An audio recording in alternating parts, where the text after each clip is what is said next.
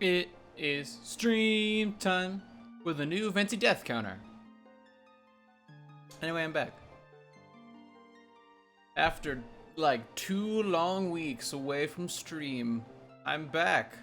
Bigger and bigger than ever. Also new emotes. Let's just take a minute and appreciate our Lord and Savior emote.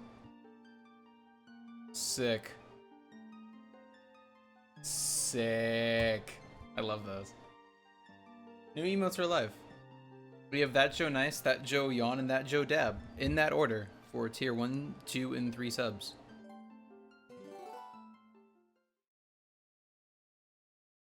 Time to scan Ganondorf to make me take 1,000,000 damage.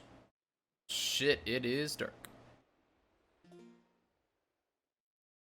Ganondorf. Time to mock my misery. Yeah, that's what I thought. Okay. I delivered the water, and that was the last thing I did. And then... Oh, yeah, I just gotta go talk to Cannon Man and go to the desert. That's all I gotta do right now. Where is Cannon Man? This is Cannon Man. Yep, I'll take it to him. I got a little bit thrown off because I remember I ended last stream with like a bunch of cleanup and just like side stuff to try and get more hearts, and now I need to actually make progress again.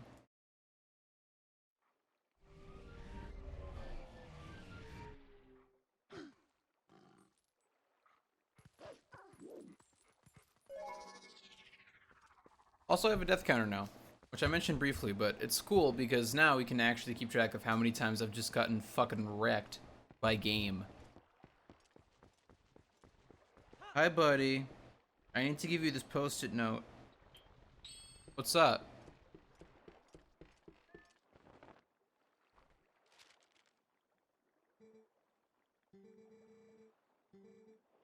Hell yeah. Desert time. Desert time. Desert time. Get some good lore here too, which is nice.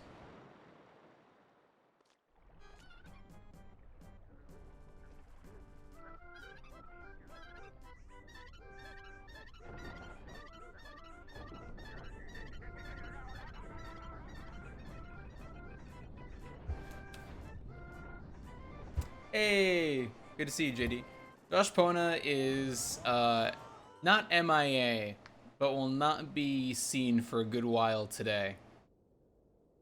We're gonna be in the desert today, which means no Josh Pona, unfortunately.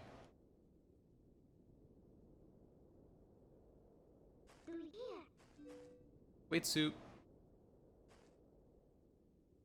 I gotta tell you my lore.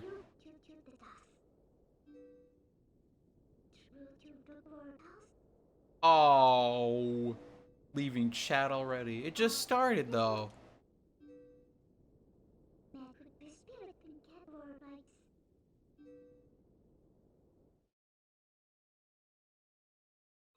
Here's the lore dump. Well, it's kind of part 2 of the lore dump.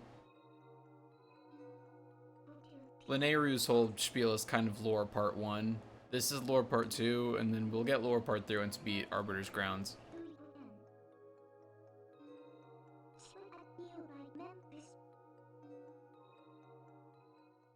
It's a spooky zone. Tavs! Tavs Proto with the 11-month sub. Thank you so much, buddy. Good to see you. You continue to enjoy your emote. Thank you so much for continuing to support me in the stream. I really appreciate it.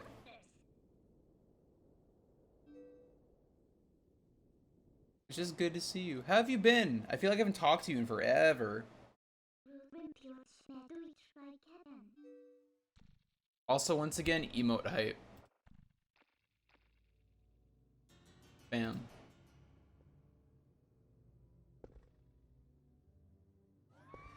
Love that sound effect still.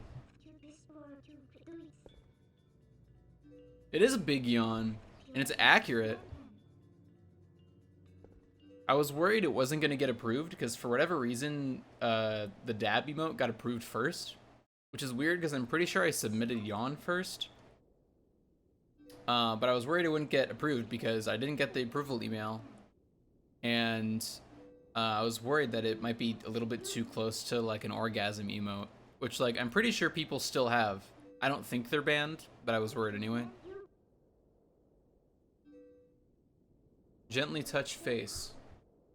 Gently.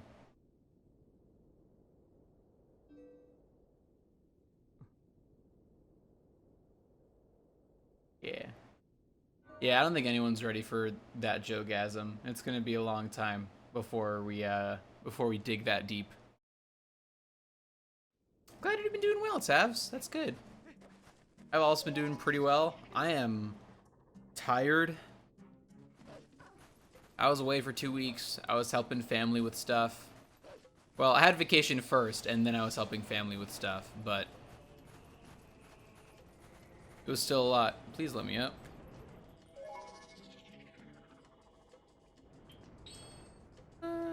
That's fine. Finally up. All I had to say, I did a lot of work in the more recent days, so got back home on Monday. I'm very tired, but I've recovered a good bit since then, which is good. I'm feeling fine, excited to be back here. Yeah, that's Chasm. There's Bridge of Eldin, which we can get. Please don't hit.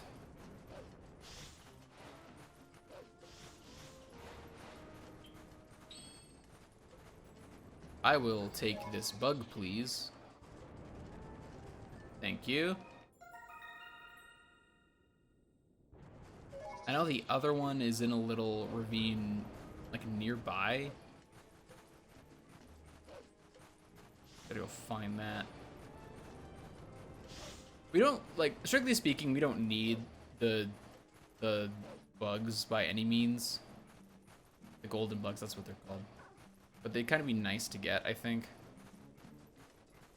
I thought it would have been in there, but no dice. Maybe it's only at night, or maybe it's a different ravine. Oh, it's this one. And come on. 2 day flies, perfect. Yeah, we don't need the golden bugs, but they don't hurt to get. They get us money, and if I do end up going for golden armor or magic armor, that would be really nice to have.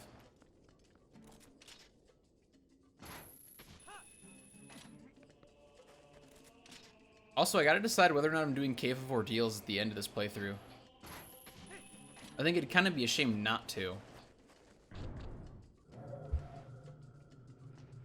But if I do that, I'm definitely gonna want magic armor. Cave of Ordeals is, it's a 50 floor dungeon where every floor has different enemies that you just need to beat.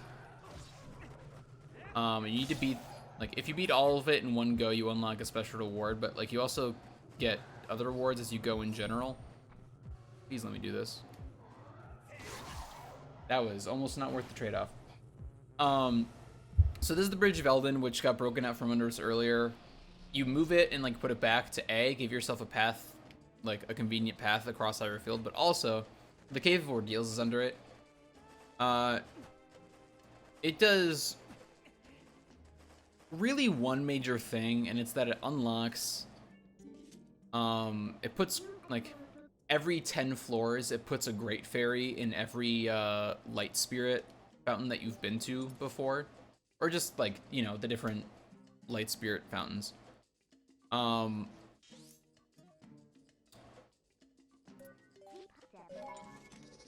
Yeah, it's exactly that. Different Zelda games have had their own versions of it. Wind Waker had Savage Labyrinth. Twilight Princess has Cave of Ordeals. I think there's another one that I can't think of off the top of my head. But yeah.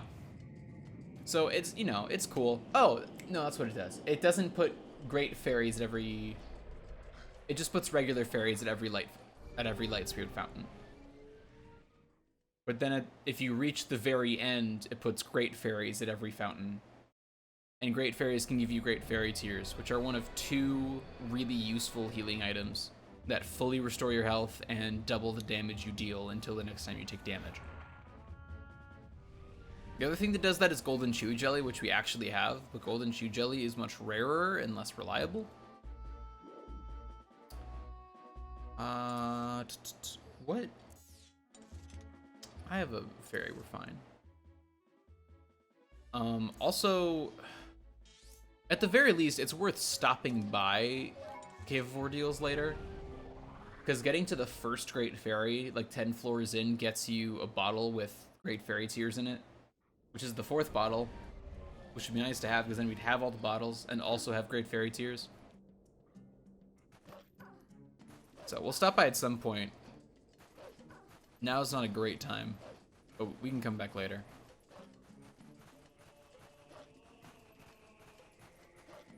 Yeah, I never actually did that part of the Breath of the Wild DLC, Master Sword Trials. I really should.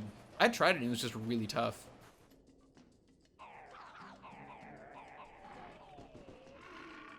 Okay, time to be dumb.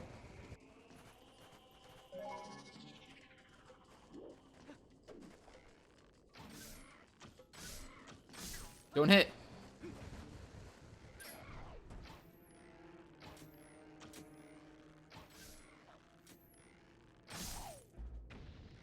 Come on. Thank you. I can afford to charge in, probably. Hell yes. I love doing that in this game. It's so satisfying. Just don't die. Yeah, that's the plan. We'll see if I can manage it. I'm a little bit out of practice. I played some games over break, over my little hiatus, but definitely not this one. I did accidentally start replaying Soul Silver, though. And I'm almost done with that for the first time.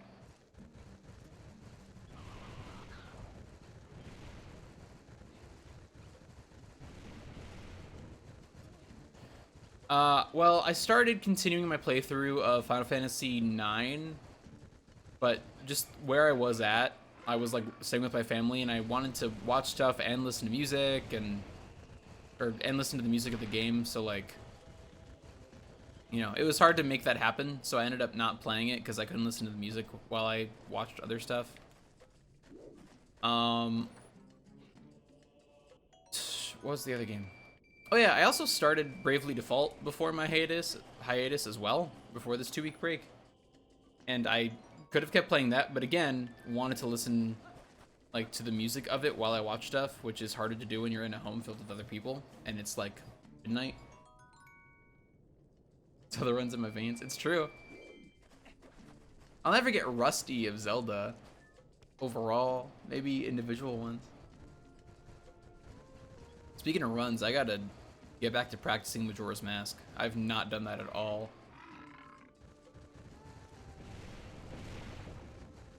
Thank goodness that does not do damage.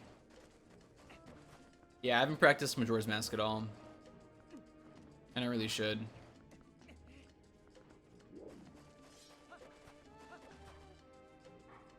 I'm gonna be so rusty in tricks when I go back.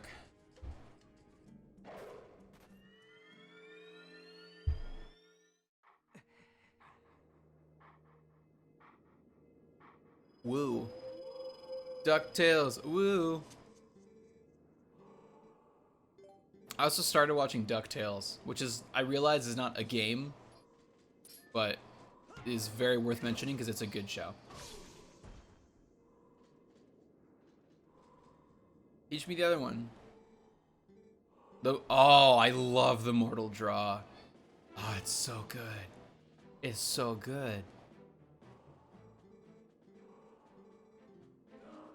This is some samurai shit.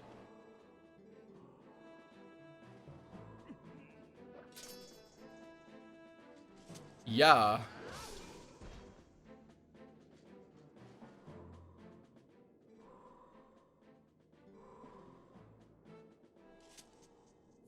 Love it.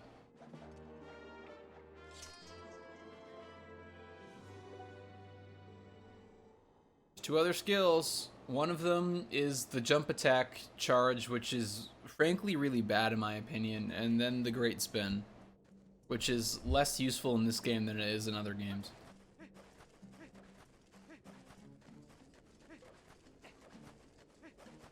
There might be a ferry over here, maybe. I do not want to deal with you guys. I'm almost dead. Great. Ferry, please? Nope, that was not worth it. That's fine. The next section is mostly stealth anyway. So maybe I'll be fine.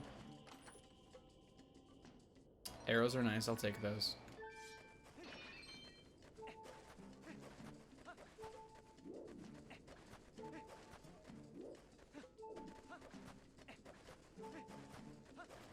I don't think you have asked me about Astral Train, but I'll gladly talk about it. I've kind of purposefully not been learning a lot about the game.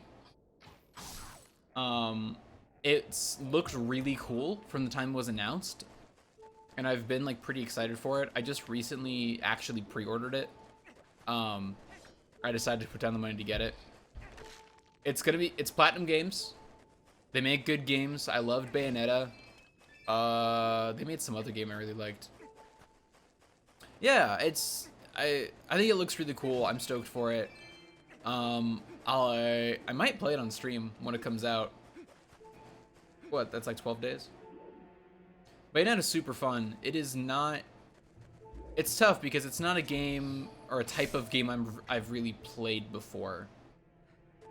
Just, it's specifically like, it's kind of action genre where it's like action level based. I've never really played. So it's nice. The ranking thing was intimidating for me when I first started, but overall I think it's fine.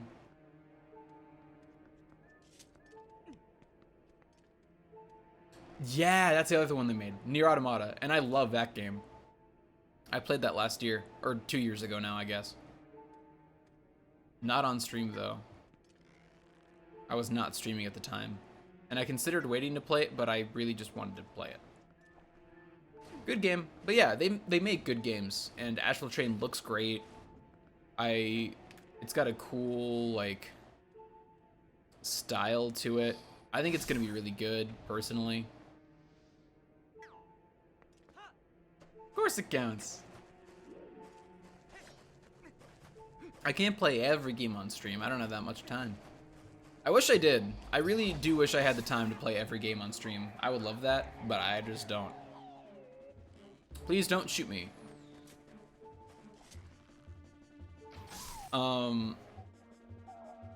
Yeah, I'd love to just play every game I have and every game I want to play ever on stream, but I don't have time. I barely even have the time to speedrun alongside like regular playthroughs.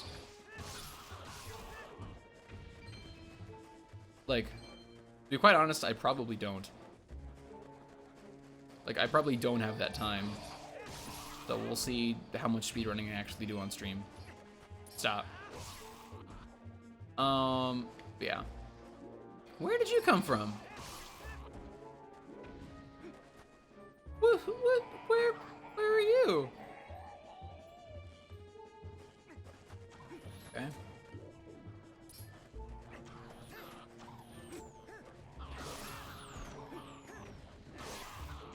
Aha.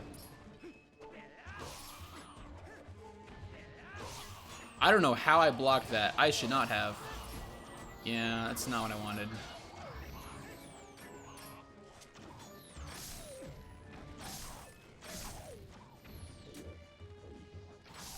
Okay, where's the other guard tower? Because I need to find that and take it out. Is it over there? Really?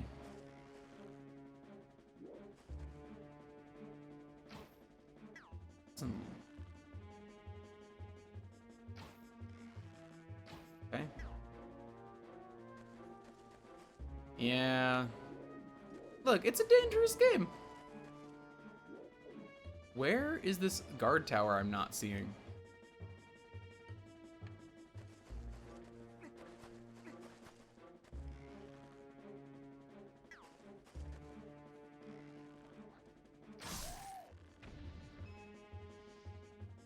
I don't know where they're seeing me from.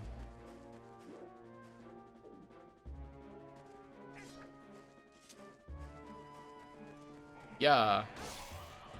Love that style sheath. Oh, I messed it up. That's fine. Oh, hi. Majorly looking forward to Link's Awakening, for one thing. Link's Awakening looks really good.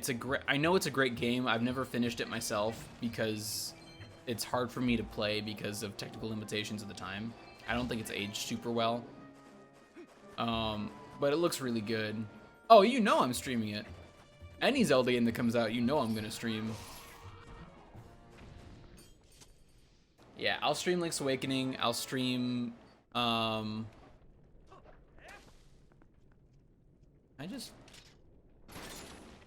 works. I'm gonna stream Link's Awakening. I'm gonna stream the Breath of the Wild sequel for sure. Yeah. Basically any big game that's coming out that I'm excited for, I'll stream. There are a few that I probably won't just because of time. Like Astral Chain is tough because there are other playthroughs I want to do, for sure.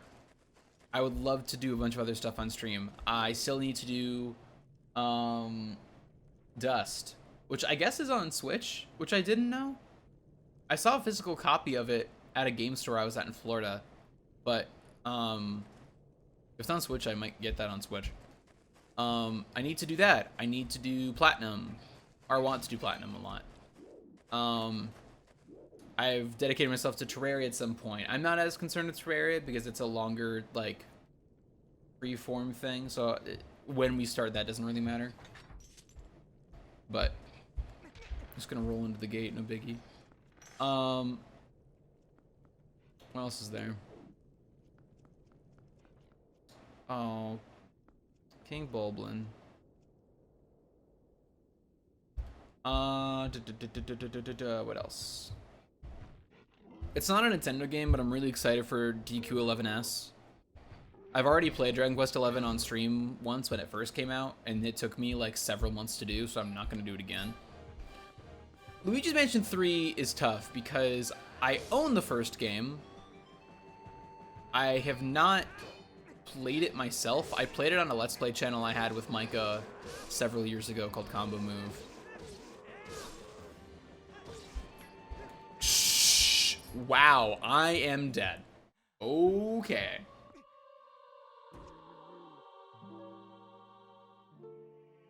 So I just can't get hit in this fight. So I have Luigi's Mansion 1. I own it. I've never played it myself, so I don't have a huge connection to it. That being said, Luigi's Mansion 3 looks really good. I don't know if I'll get it myself, just because I'm not a huge fan of the series. I don't know if it would be worth me spending 60 bucks on it. I kind of doubt I will. Unless there's literally nothing else for me to play, which I highly doubt.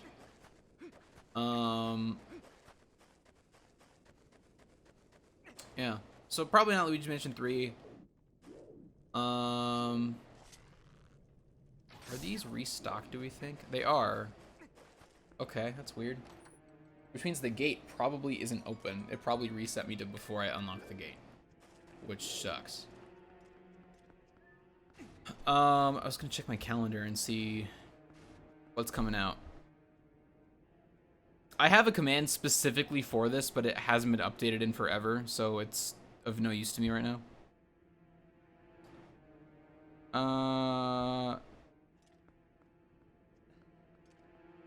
Oh yeah, I'm stoked for Sword and Shield. I did a playthrough of Micah and I started a playthrough of Emerald on Combo Move, but I didn't do it on stream. I did a playthrough of Let's Go and a Crystal randomized Nuzlocke on stream, but that's it for Pokemon, I'm pretty sure. But yeah, I'm stoked for Sword and Shield. It looks really good. I'm really excited. I think they're doing a lot of stuff that will really shake it up and make them very interesting and fun games. Stoked for those. Not a Nintendo game, it's a port, but Ni no Kuni I'm really excited to have on Switch. That's a game I watched part of a Let's Play of years ago and never got a chance to play myself, but I really liked the look of it and it looked really fun, so I'm stoked to get that port on Switch. Which is actually coming out the same day as Link's Awakening, so fuck my productivity.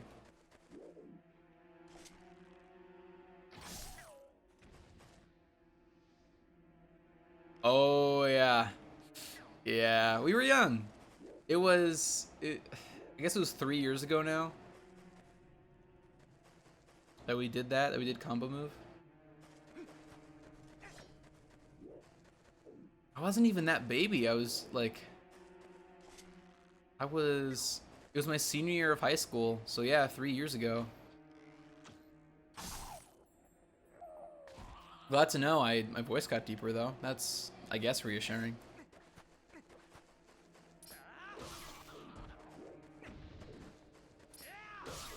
I wonder if I save before I go fight him, if it will remember that I got the key already. No, I think it just resets, because it knows I have the piece of heart. Shame. No. I'm gonna have to veto that one.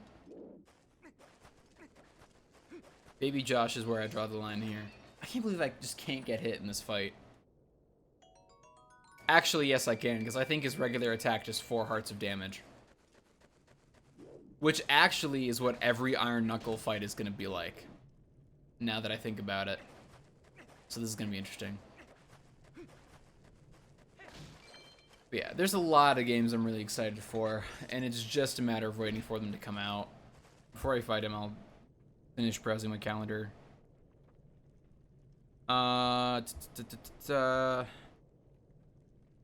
I think that's it.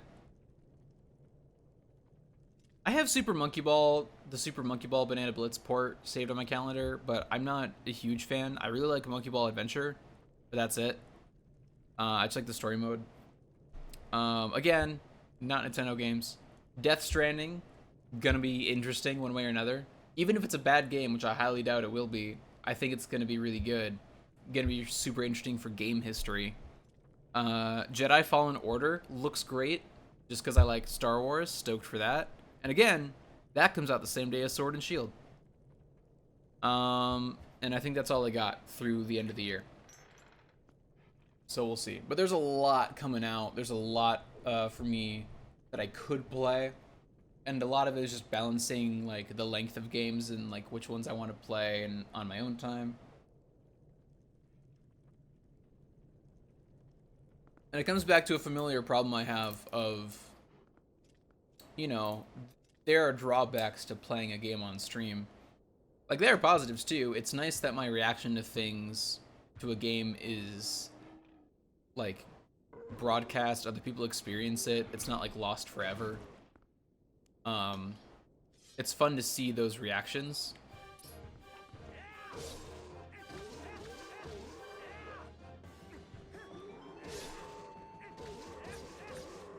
But also, you know, I've said this before, when you're streaming, you feel like you need to constantly be, like, making the best use of your time. You feel like you gotta constantly be making progress. So you don't always want to take your time with games. And that's tough, because, you know, especially with, like, RPGs, which I love to play. That's my favorite genre. Those are games you need to take your time with. So, you know, it's a trade-off. So not every game I'm excited for that's coming out I'll necessarily stream. I will usually only stream something if I intend to do a full playthrough.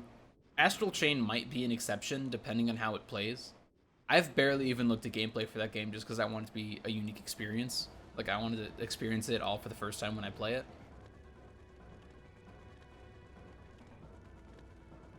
Yeah, for sure. And, like, that's...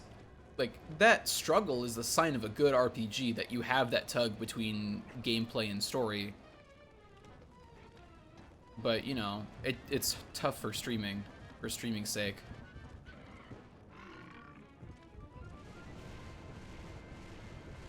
Oh, yeah! How was Fire Emblem? How many hours did you put into it?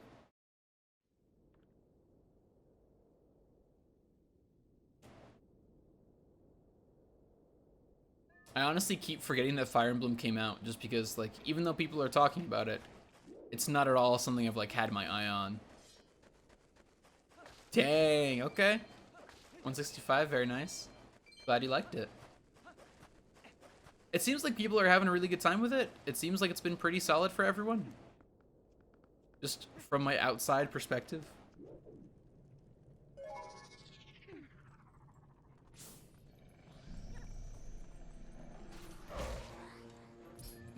Can't believe it. Seems like a giant game, which is sick.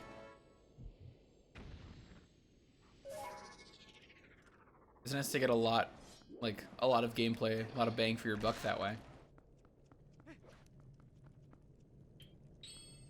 Yeah. Yeah. Story's really good. Okay. Do you dig a complex story?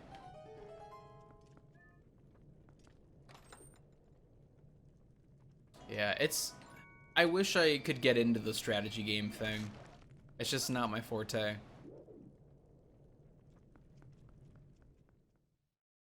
Like, maybe one day I'll go back and my interests will have changed and I'll be able to play it just fine, but for now it's tough. I also have no healing items, but I also have no way to warp back here.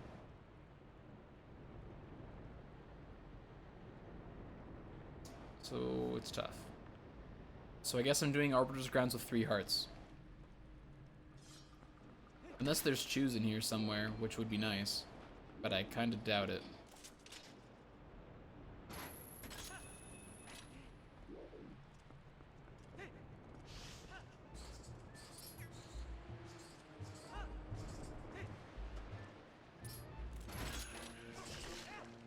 Come on. Come on, buddy.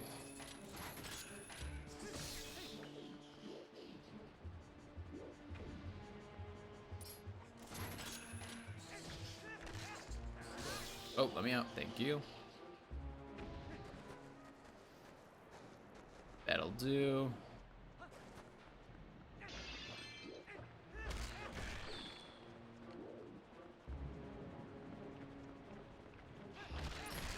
I want it to style, which is gonna kill me when I have this little health.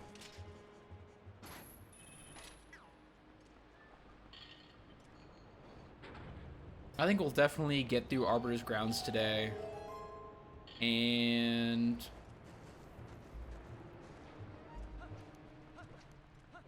I don't know if I'll commit to doing Snow Peak after that or not.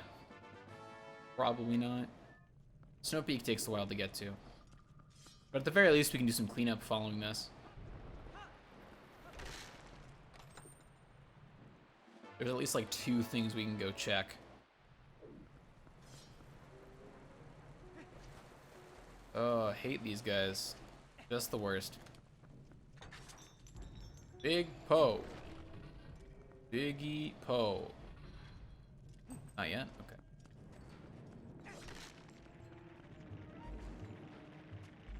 Weird.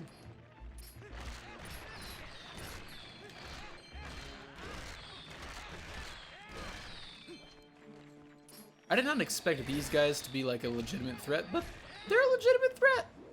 They're actually a legitimate threat here. Oh, hell yeah, it did.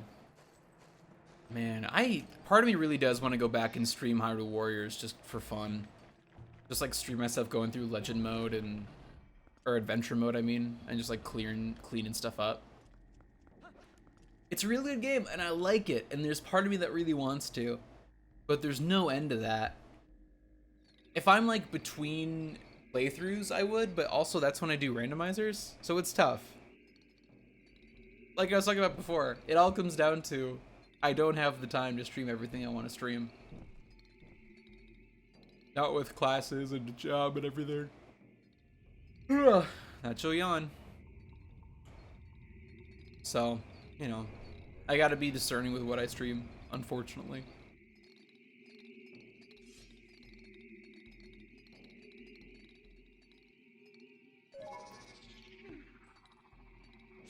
Going off stream? It could be.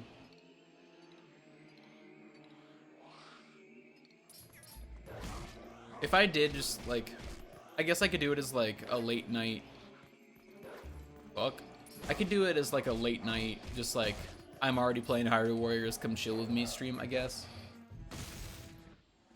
Look, I can't force the yawn to be bigger. It is what it is.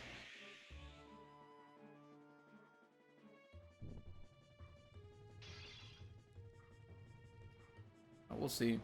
I like the idea of doing streams at like 9 p.m. being like, hey, I'm playing a game. It's gonna be super chill. Just come hang out for like 2-3 hours. But also, that's the time I use to like really relax and like recover from whatever I did that day. So it's also tough to like fully commit to that.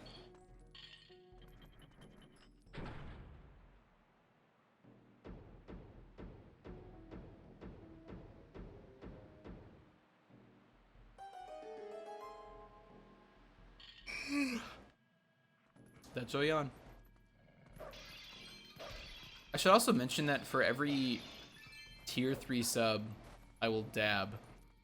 In case anyone is foolish enough to spend $25 to get me to dab, you can.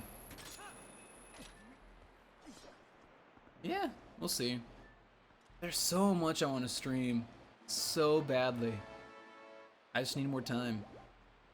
And like, honestly, I thought I would have more time like over the summer, but stuff got in the way. See me dab for free?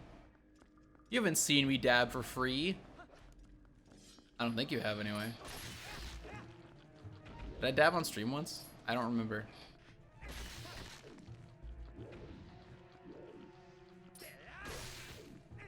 Fuck. Whoops. Well, there goes the incentive, but the point still stands.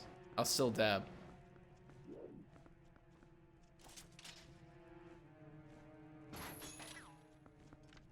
Yeah, so I can't do this yet, which is fine. My big, I forgot I dabbed.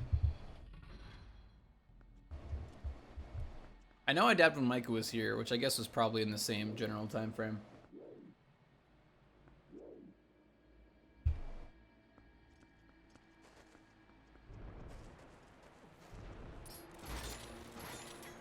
These guys killed me and they didn't even do anything.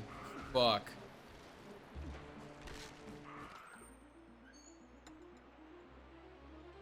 Let's just pretend that guy is. He's like, hello. Actually, he's more like this.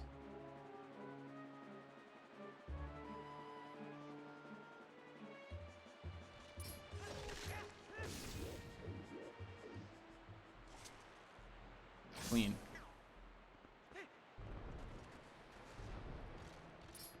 Please die. Thank you. He was just waiting. He was just hanging out. He was being a good bro. He's the person who's like actually taking the selfie when you and your friends like take the selfie together. And they've decided that as the photographer, they're not as important, so they like kind of crop themselves out. There's two kinds of people when it comes to taking selfies. They're the kinds of people who are like, oh, I'm taking the photo, like, I'm not as important. I just gotta make sure everyone else gets in, and then they like half crop themselves out. And then there's the kinds of people who decide, I'm taking the selfie, so god damn it, do I deserve to be in this selfie? And they like center themselves and just like expect everyone to get around them. It's like, if you can't get in around me, I'm sorry, you're not in the photo.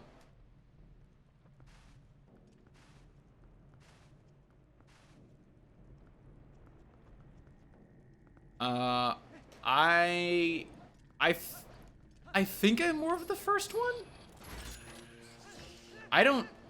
First of all, I don't take a lot of photos in general, but I especially, well, I'll take selfies for friends on like Snapchat, I guess, just to like keep streaks going.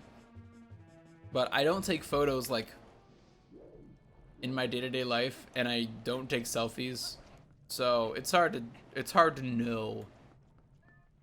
I don't think I need boots to move this, but I'll try it. Definitely not.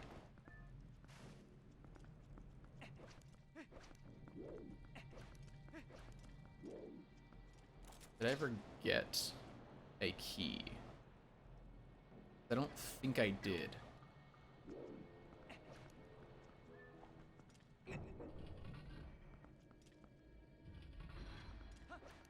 I think I missed. Oh, yeah, I'm dumb.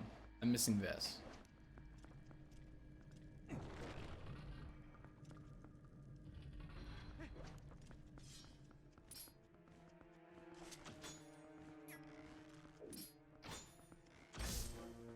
Finishing blow. Finishing blow actually sucks to whiff just because you get your sword lodged and it takes forever to escape.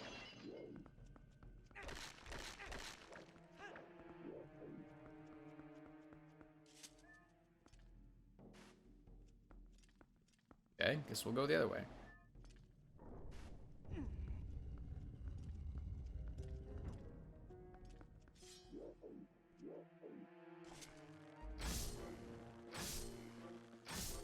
How many arrows does it take to kill these guys?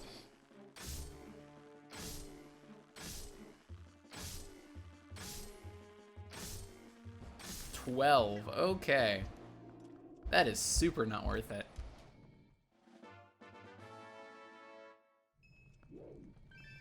I do know that bombs are fairly effective against them, so I'll switch to that for a little while.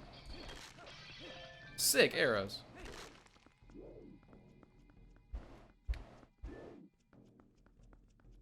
Yep, that'll do.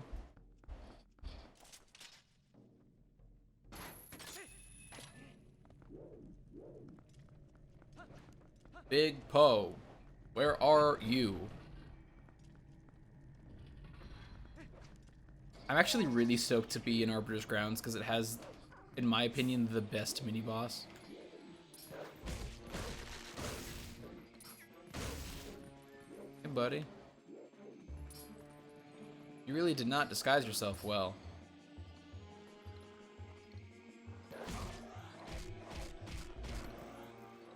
Come on. Thank you. Woo!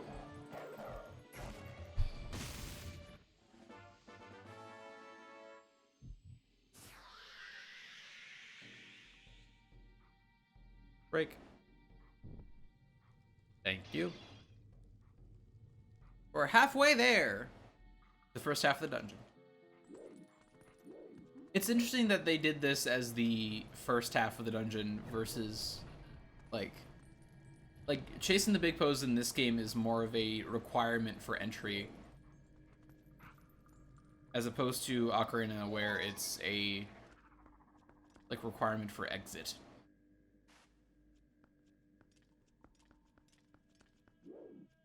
But there's more. I keep going up because that'd be nice. No. But there's more over. Oh, oh, but I have the key now. That's what it is. I'm solving the puzzles. We're smart boys. We're smart boys today.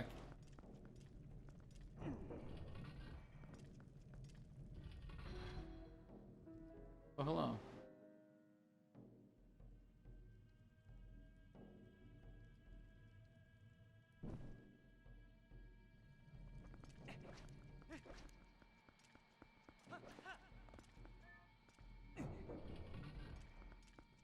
Okay, now that I have a key, you're gonna let me through. And we're gonna find Big Poe number 3.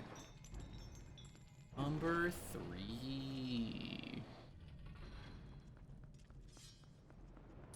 Come at me, man.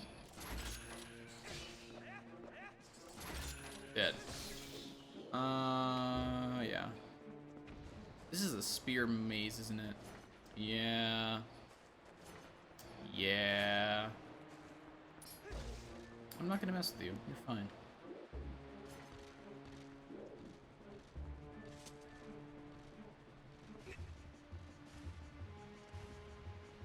Oh. Oh, okay. No, why are you charging me? What did I do to you? We were totally chill until just then. I mean, sure, I hit you once with a sword, but I didn't hit you the second time. And that was the murder time. Oh. Link, please don't jump into spikes. You cannot take that.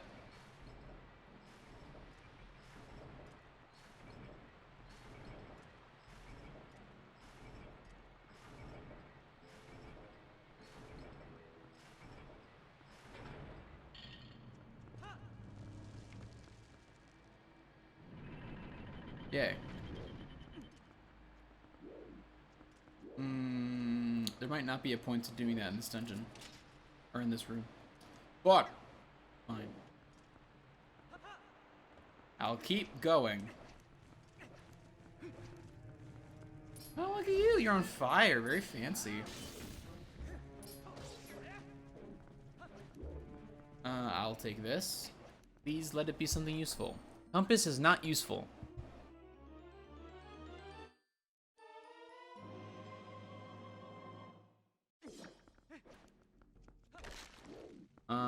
Oh, hi, you. Nope. You're dead now. You came back, so you gotta die. I don't make the rules. I think it was called The Town. Yeah, they recently filed a... they applied for like a trademark for a different name recently. Like today, maybe. I think. I'm gonna go this way. Come on, let me have some fun. Let me have the adventure.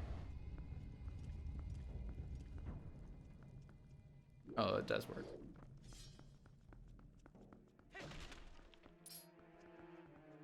Let me check, because I think they... Fuck. That's the worst. Please don't. Please don't. This is gonna kill me, isn't it? Not if I kill you first! Okay. I'm curious too, just because I'm not super familiar with, like, individual companies and what they produce or develop, but I'm pretty sure, like, as far as I know, Game Freak hasn't done much. Okay, yeah, Game Freak has applied for the trademark Little Town Hero.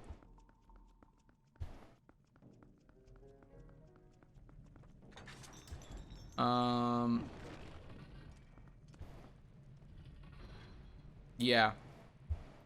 Yeah, so the actual name is probably Little Town Hero. It's not a bad name. It's pretty solid. Yeah, which is risky as hell, but impressive if it goes well. I'm really curious about it. I don't remember any of the info, really, that they gave us for it when it was announced. Like, if it's more of a, like, farming sim game or, like, a traditional RPG. We'll see.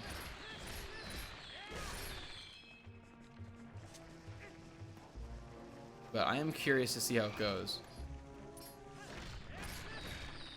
Wow, they are really weak to bombs.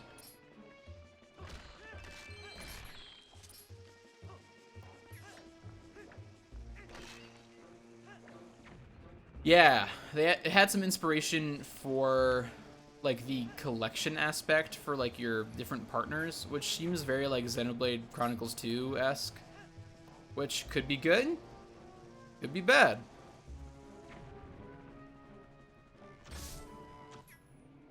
Because, like, in Xenoblade 2, that was something that I thought was cool, but also unnecessary.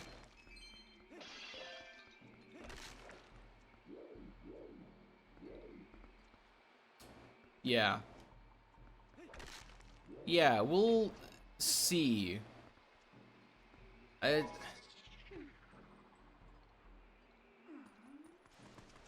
know, it's the whole Pokemon, like, oh, you get different monsters, you do different stuff. It's cool. The customization aspect that that brings is usually fun. However, in a game where there's a lot of other stuff going on, it can feel like an unnecessary element, in my opinion. Yeah. The fact that I'll be controlling the action makes it seem better, so hopefully that is the, like, result I actually want. So we'll see. We'll see in, like, 12 days when it comes out. I think maybe it's 14 days. Also, do you know anything about Grandia, or Grandia, however it's pronounced? Apparently it's an RPG series.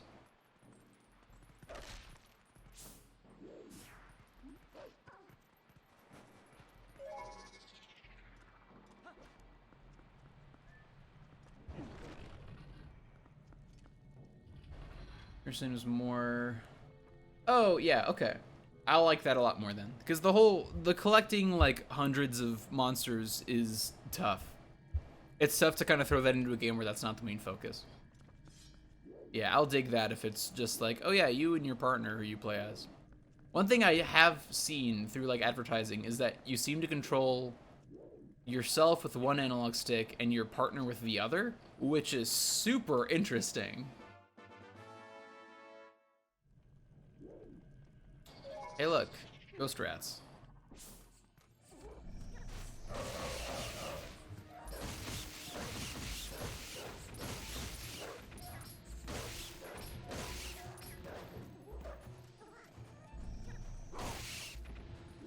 Have a selected few and their specific abilities. Okay, I like that. I'm okay with that for sure. Like, as much as I love the Pokemon thing, I don't think it works for every game. And I think, like, it can be a lot better if you just limit it to certain ones.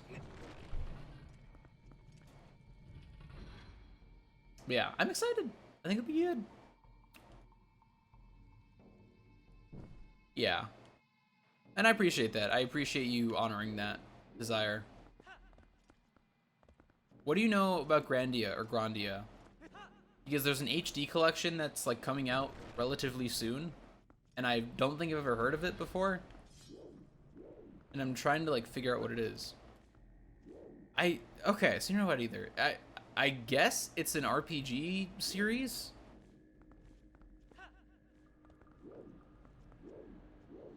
I guess I could look it up. I just haven't yet. But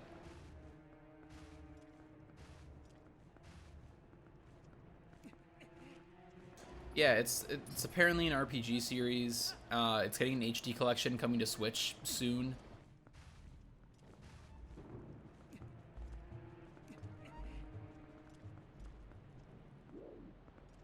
If there's a point to going all the way to the other side. I think there's a chest there, but it might also just be a stamp.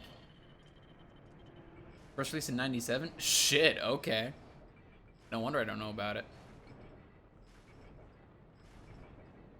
What? That was rude.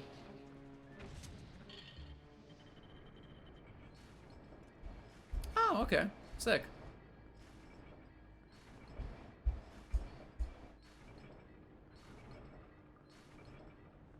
I wonder if it's so tough to know like which games to pre-order if you don't know anything about the franchise. Because there's parts of me that wants to buy it and play it, but I fucking knew it was a stamp.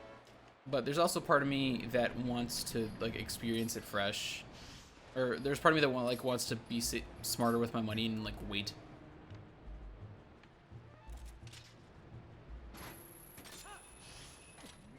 Please do not hit. Yeah, same. I don't know what just happened there. Yeah. I gotta be smarter about it.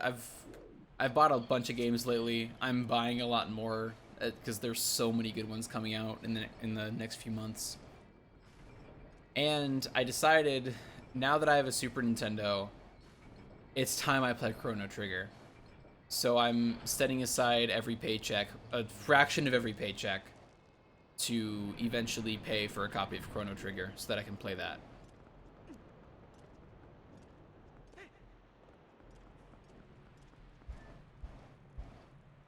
Yeah, that's fair. I think caution with a new game, and especially a new franchise, is really good. I think that's probably the smart way to go. I don't know if I can kill him before he spawns, but I hope so. Fuck. I wanted to so bad.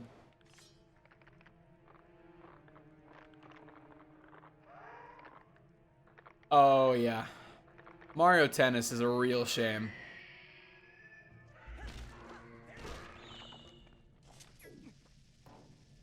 I don't know. What? Okay. What just happened? I don't know what just happened.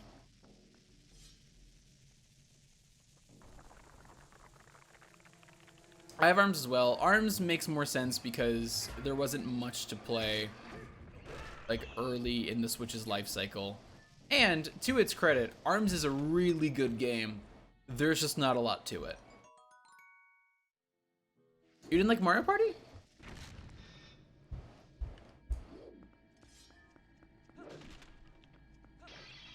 Yeah, well, it was tough because, it had, like, the fighting game, like, oh, here's the campaign, where it's just you do, like, a few matches against NPCs and that's it.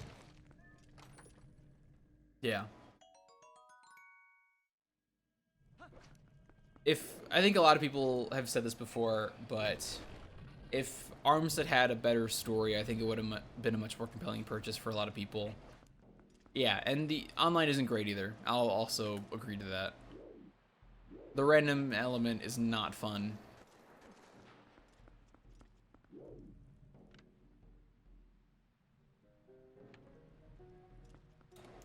So I legitimately...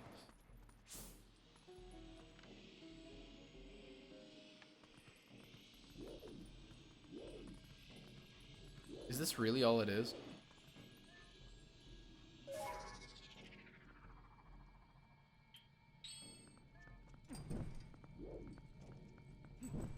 Okay, I'll take it. Yeah. ARMS is really cool. I like it a lot. It just hasn't been, lack of a true story and random online matches it killed it.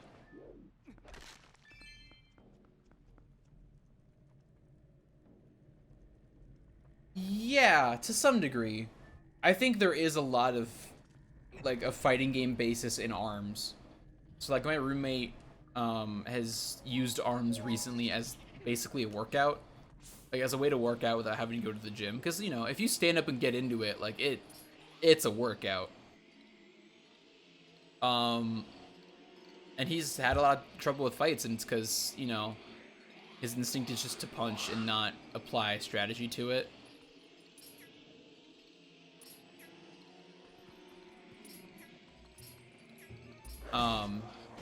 Yeah. I always played with the Joy-Cons. I tried playing with Pro Controller once, and I couldn't control it to save my life.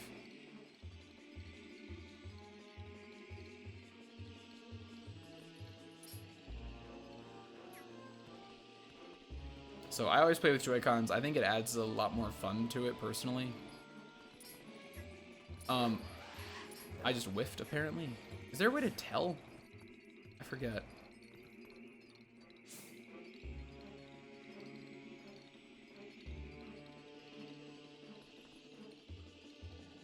Dude, I was Twin Tail.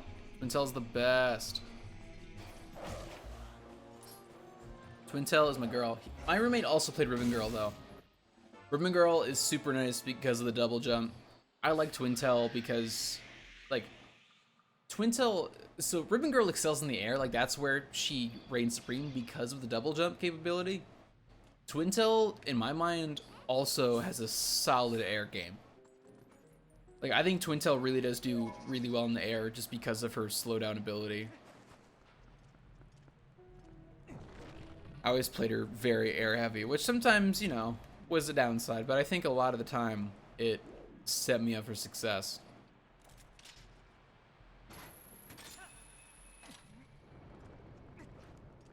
Yeah.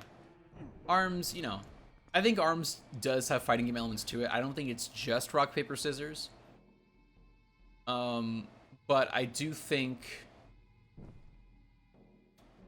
there is a little bit of lacking in, like, finesse to make it more of a true fighting game.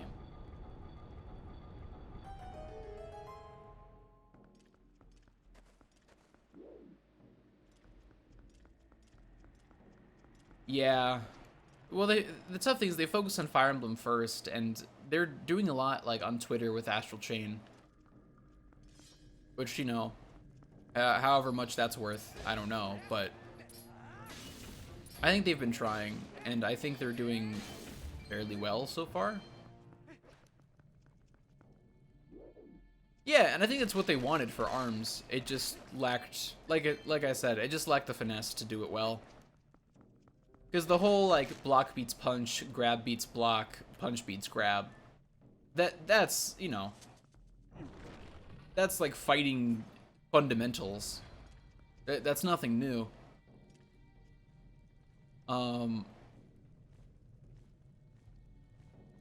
Yeah. Yeah, that definitely doesn't help. If people, like, For one thing, the desire for Smash, I think you're right, did overshadow ARMS a good bit. I think people wanted one thing and didn't get what they wanted, and were sad about that. I don't know if it would have helped if it was after Smash. I don't think it's that people didn't buy it because it wasn't Smash. I think it's like we were saying, you know, it just was lacking a few things that really would have sold it well. Like, it was missing story. It was missing a solid online presence.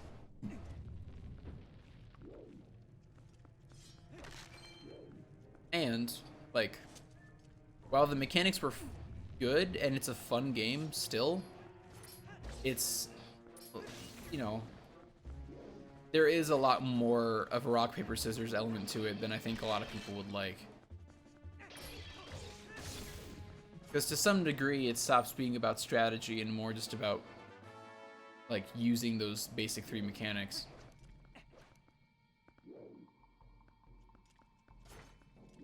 Yeah.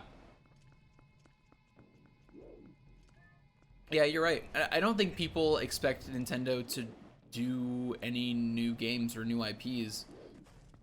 I think it's probably because they... Well, I don't want to say that they didn't or haven't for years past. But at least I have noticed, or I believe that I've noticed, an increase in new games and IPs for the Switch. Wii U too, to some extent. But, you know, it's so rare that you get a solid new IP that, like, has staying power.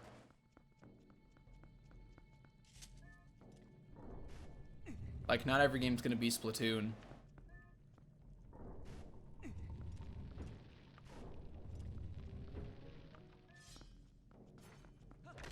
The other issue that Nintendo... It's not even an issue that Nintendo has, it's a hurdle that Nintendo faces as a company, is that, it was a part of so many people's childhoods, and they've done so many remasters. People are expecting and demanding remasters of their favorite games. And so a lot of people have this expectation that they're just gonna get a remaster of whatever game they want, which is not the case.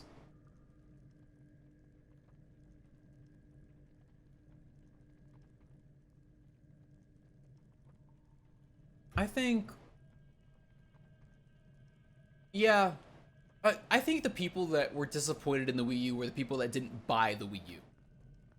That's what I think. I think a lot of people didn't buy the Wii U at all and just accepted the public opinion that it was a bad console. The reality is that, as a Wii U owner, player, currently, I think it's great.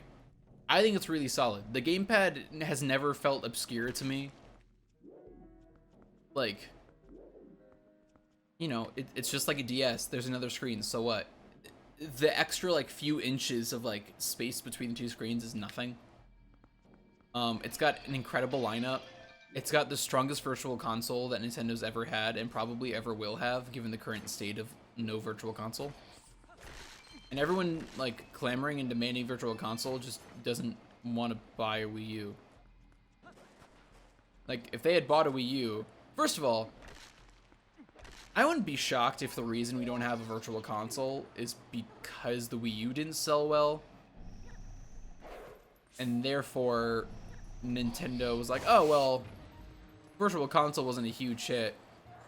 Maybe we should do virtual console.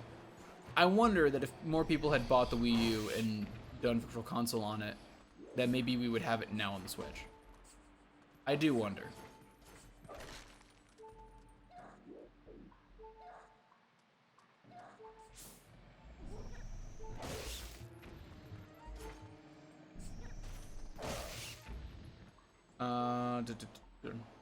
Yeah. Yeah, I agree. People have expectations. I've talked about this before. People have expectations about the things that they love. And if you don't meet those expectations, then suddenly the thing is bad, and you are ruining something beloved.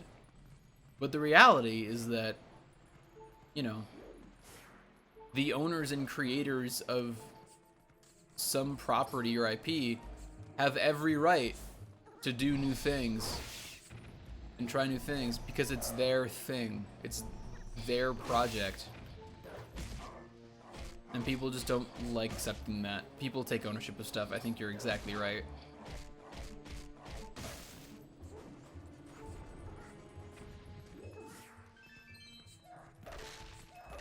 Can I only carry a max of 1,000 rupees? Yes, I can.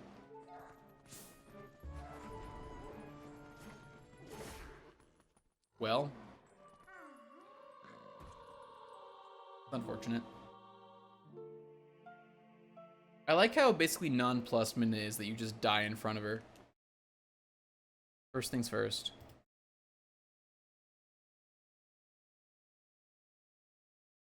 Ugh, gotta plug my gamepad in.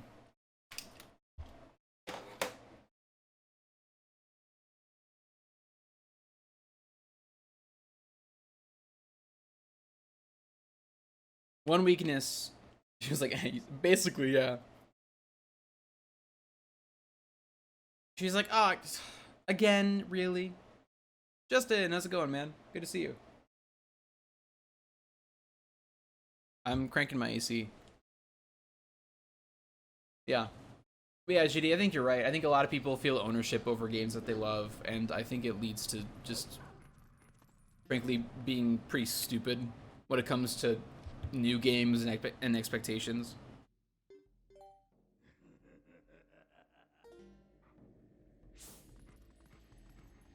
I've talked about it before with Star Wars because I think that's a really good example.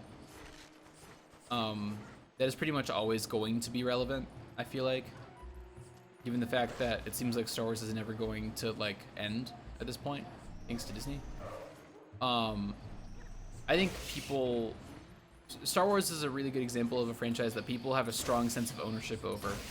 And they feel like, oh, I know Star Wars. I know what this is. So, because this thing is new or changes or, like, combats what I know, it's wrong. Because I am the keeper of all things Star Wars. And people sound dumb. And people just don't get it.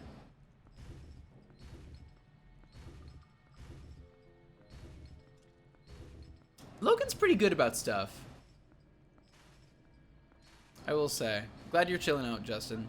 Logan's good about new stuff. Logan is not someone who, in my experience, is, like, at all gatekeepy about what's in Star Wars. I'm not gonna make this. Fuck.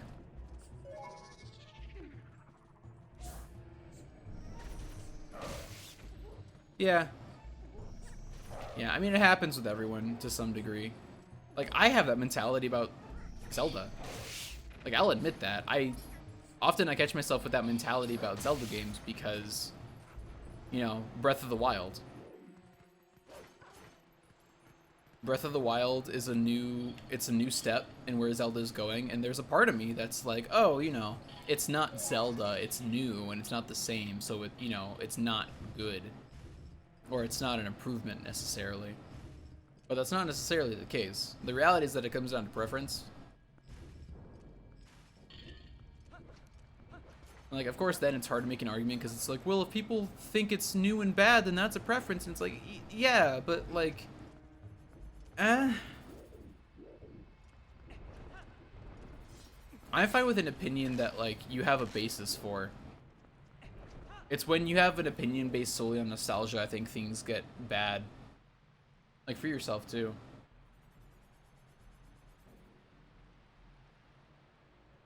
Yeah, that's also true.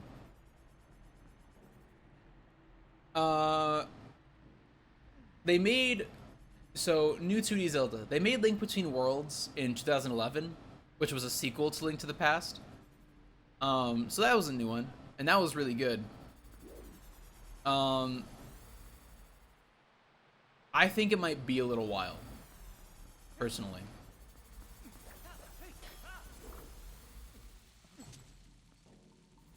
I think a lot, well, Grezzo is developing the Link's Awakening remake. They handle pretty much all Zelda remakes at this point. And Nintendo's been handling Breath of the Wild too. So, actually, Grezzo developed Link Between Worlds as well. So I think once Link's Awakening is over, we might see a new one. Once Link's Awakening is out, we might see a new 2D Zelda a few years later. I don't know if there's like real evidence to support that, but just like logistically, that seems like how it would go. Based on Grezzo's previous development pattern.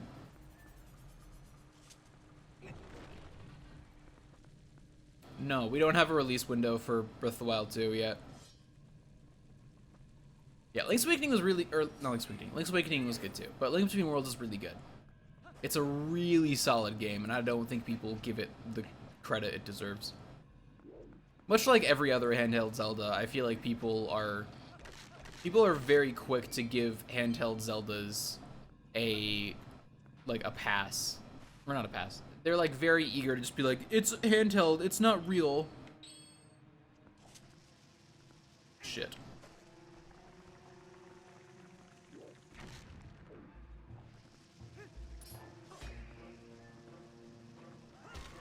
But like, I'm a fan of all the handheld Zeldas, to be quite honest. Yeah, but Breath of the Wild 2 doesn't have a release date yet. Or a window, as far as I know. I think they just said it was in development. My guess is 2021.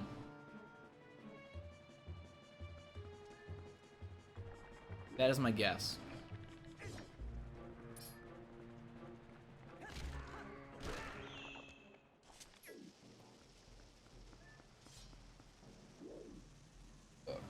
Oh, yeah.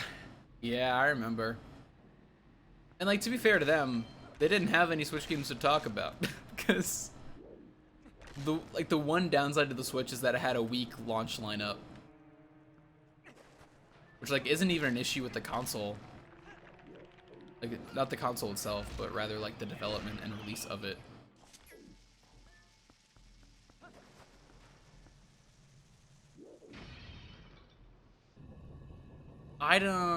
Yeah. I think they're hesitant to, I think they are probably hesitant to give it a release date. And I think wisely so. Just because of when they, like, let's not forget, Breath of the Wild was announced, but not named, since like 2013, I think. It was known about for a long time. And we got it in 2017, which is so unlike Nintendo to do. And the reason is because it just kept getting delayed because of hardware and like the scope of the game.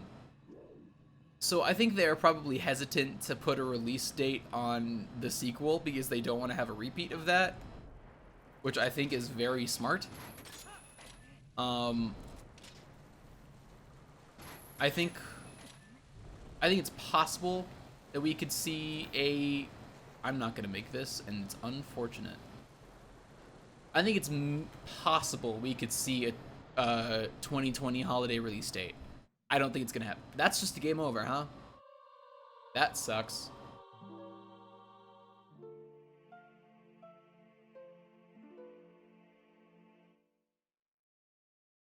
I'm down a lot in Arbiter's Grounds. Yeah, really, dude, I bought Snake Pass because I needed games. Fucking Snake Pass.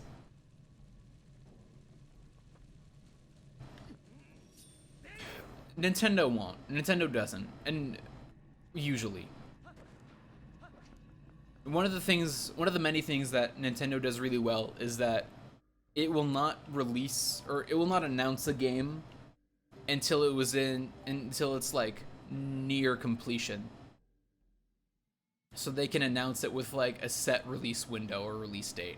There have been a few recent exceptions to that. Breath of the Wild being an obvious example. Prime 4 being the other big example. But that's not even so much of an issue with Nintendo's development, so much as the other people who are handling the actual development. Bayonetta, yeah. Well, Bayonetta 3 also not Nintendo.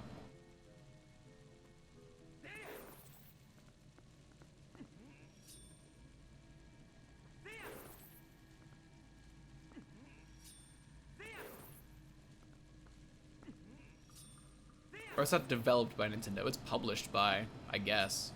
Or is it? I'm rusty on like the exact relationship between Platinum and Nintendo. For BF, what? Remind me what BF3 is, because I don't remember.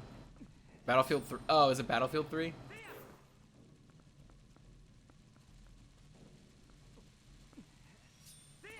Oh, Borderlands 3. I'm not shocked by that, personally.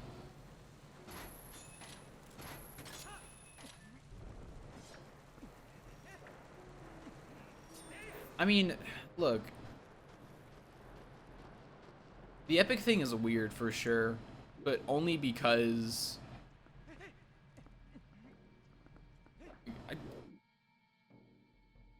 it's weird.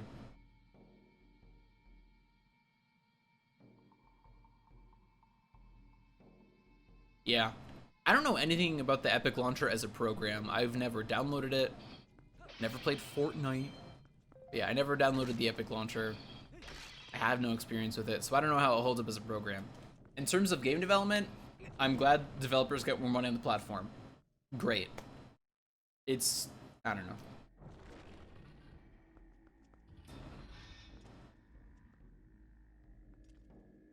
Yeah.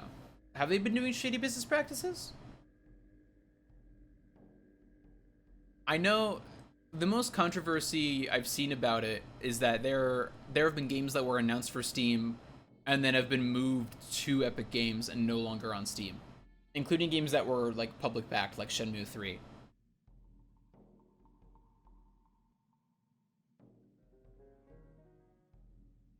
Yeah, that's the one. Security is bad. That's interesting.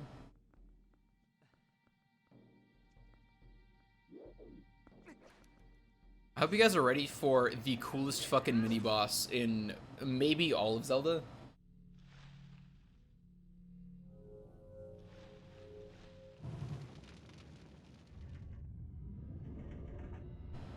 I'm gonna count with fake you. Okay. That's interesting. That's weird.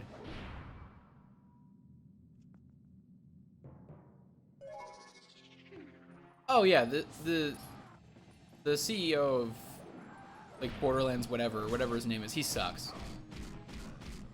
Which is unfortunate.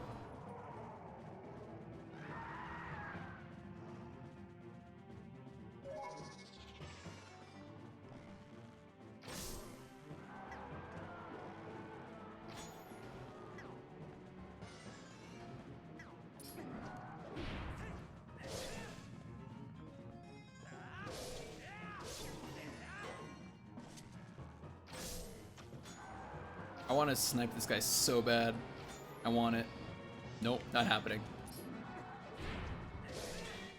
I love you.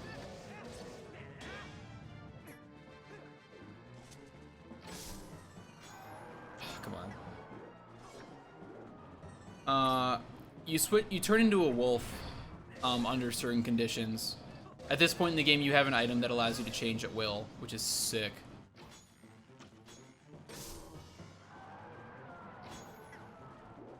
And as a wolf, you have like animal senses, which lets you see into the spirit world. I don't know how I did that, but okay. Oh yeah. Yeah. Nintendo has very bad online capabilities, which sucks. Also, Switch Online. But, okay, so we can talk about this. So, a common complaint about Switch Online is that it's only NES games, and we're, like, running out of good games. Especially because in the latest update, like, this month's update for NES games, like, nobody knows what the games even are. Like, I mean, they've been announced, but, like, nobody recognizes them, really. But Nintendo filed a patent for a Super Nintendo controller for the Switch, which likely means we are getting Super Nintendo on Switch Online very soon. Which, hell yes to that. With, you know, obviously my luck, great that they announced it as soon as I bought a Super Nintendo, but also, I'm so glad they're putting it on there.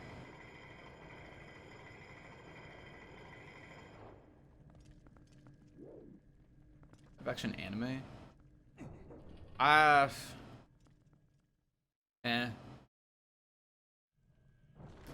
For one thing, I don't think any translation of a series into a movie has ever been good. So I think that's an immediate hurdle. I think you need to compress too much down. And as far as it goes, I don't want to sneak any rights to stuff anymore.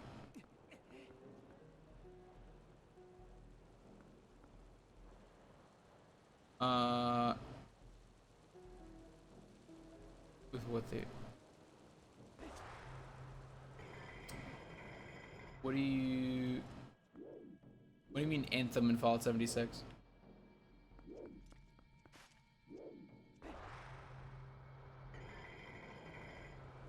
Do those games just have bad online?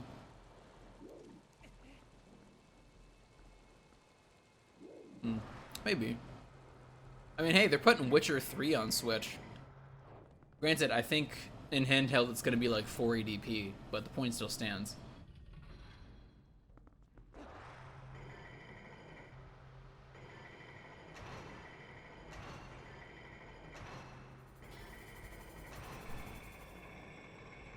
Oh, I see. Fallout 76 is definitely a failure. I've never been a Fallout fan per se, but I've been very aware of the shortcomings of Fallout 76.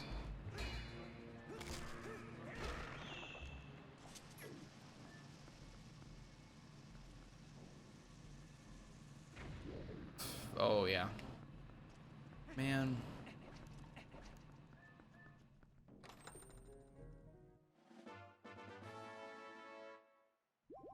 It's so bad you didn't even download it? Are you serious? That's horrible.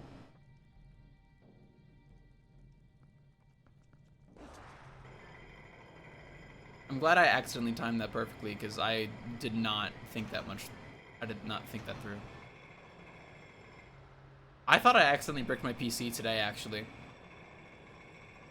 I ran a virus cleaner and deleted some stuff, and it was like, time to reset to like give you the changes, and I was like, got it. And then it reset, and I logged in, and it was just a black screen. I panicked.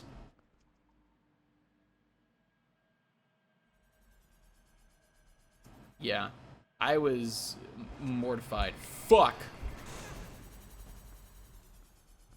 If my PC ever dies, I'm so fucked.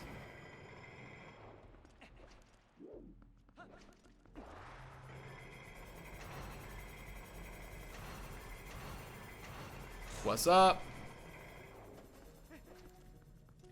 Yeah. Yeah. So... Okay, so who developed Anthem? And who developed Andromeda? Because I know BioWare made Mass Effect. Emphasis on made. Ooh, that's not good. BioWare also made Anthem. I did not know that. You know what they should have done? They should have made a sequel to Sonic Chronicles: The Dark Brotherhood. Would have been a much smarter business strategy.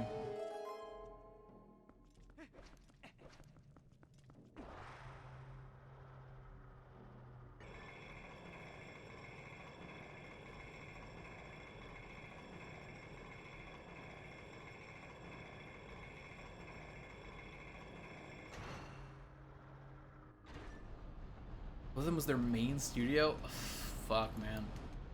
It is a real shame.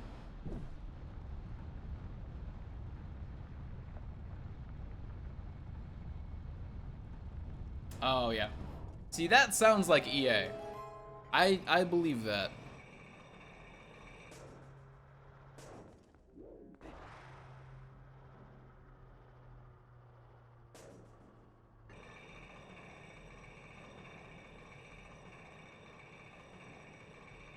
Is BioWare a subsidiary of EA?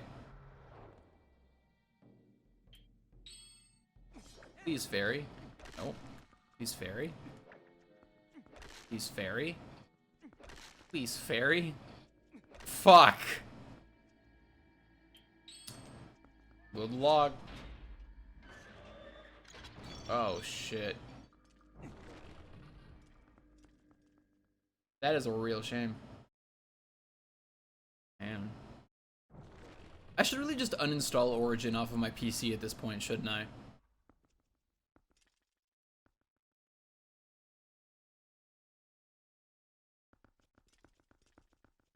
I also love this boss. I love the bosses in this dungeon, and I love the aesthetic of this dungeon. I don't know if I love the dungeon itself. Are people happy with Destiny 2 now?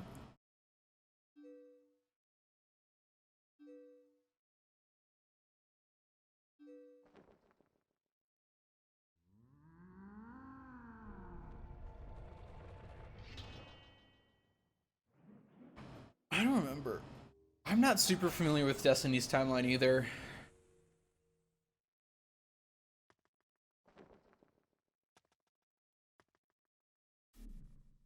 I played a demo for Destiny 2. It was fine, I guess. I've never been good with shooters, though.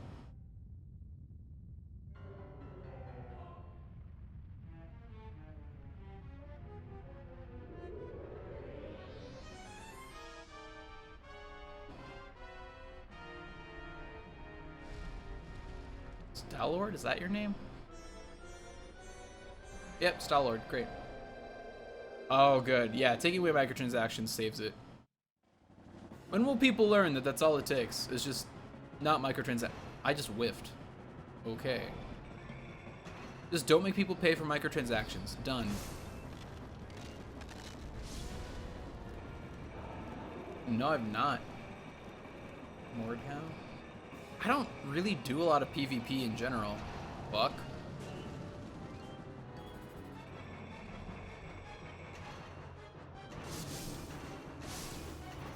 That sucked also.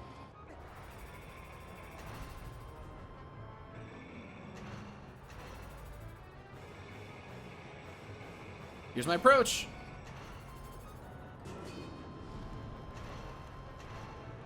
That wasn't great. That's fine. That's fine. I'll take that. Let me in. Come on. Oh! Fuck.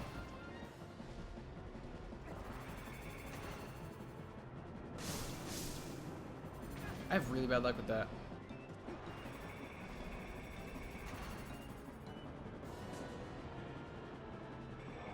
How is my timing so bad?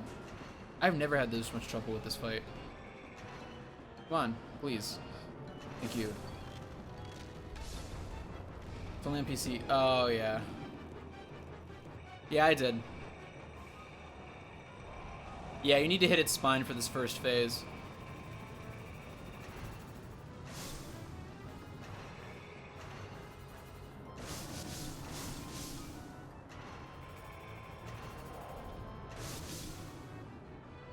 The second phase is a kind of tougher.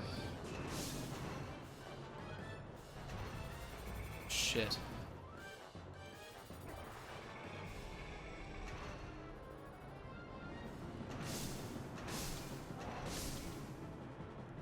Oh, I want to go in for the kill! I'm fucked! I'm so fucked! I messed up. I messed up. I messed up. Okay, I know that. Oh, that's not quicksand. That's weird. Hell yeah.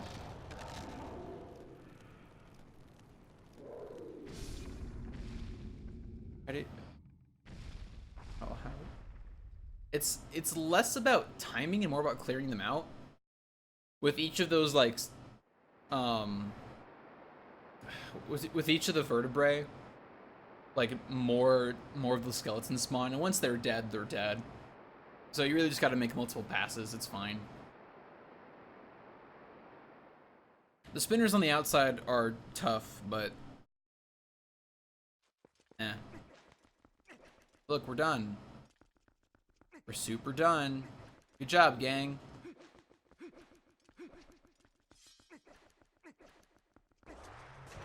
Oh, I forgot. Oops.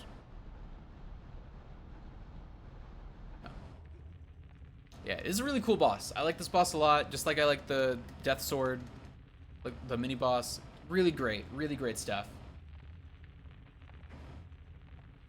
This dungeon is like a really strong middle point to the game.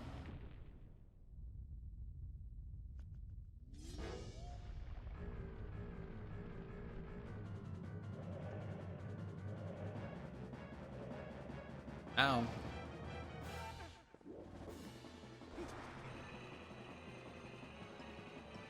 I forgot, I'm on HD, I'm going the other way.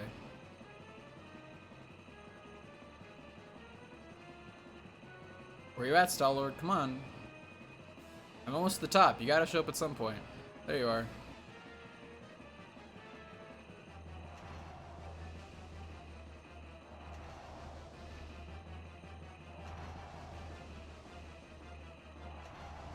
What's up?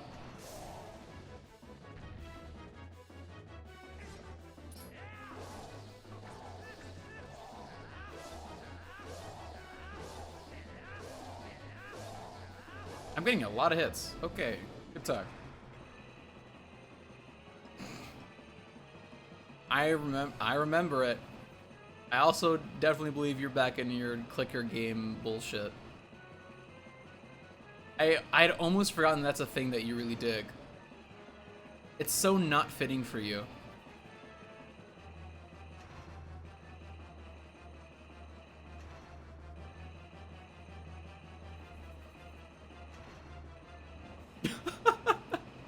It's a solid one to have. I am too low for this. Fuck. I couldn't get any higher.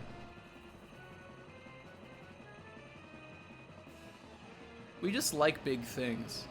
As people, we like big things.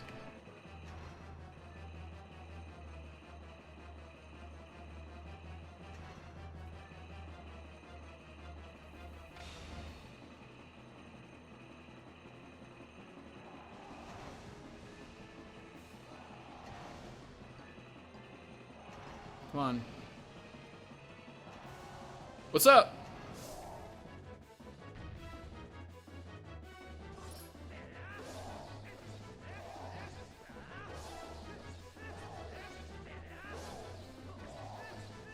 Clean.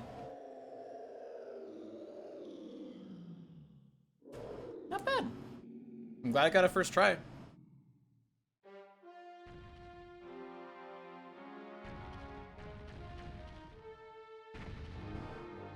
Yeah, the only clicker game that I played and really liked was it was Katamari Reroll. Or not Reroll, sorry. That's the remake. It was, I don't remember what it was called. It was Katamari something, but it was a Katamari clicker game for phones. And I really liked that one, because that one felt like it had a strong sense of progression.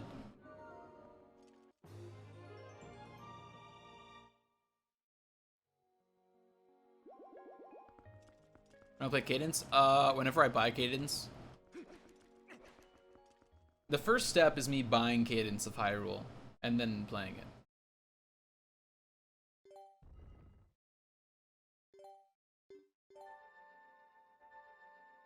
I thought about buying it over these past 2 weeks, but I had already gotten a bunch of games and I know I didn't need more. So I refrained. When it goes on sale, I'll probably buy it. I think it's probably the best time.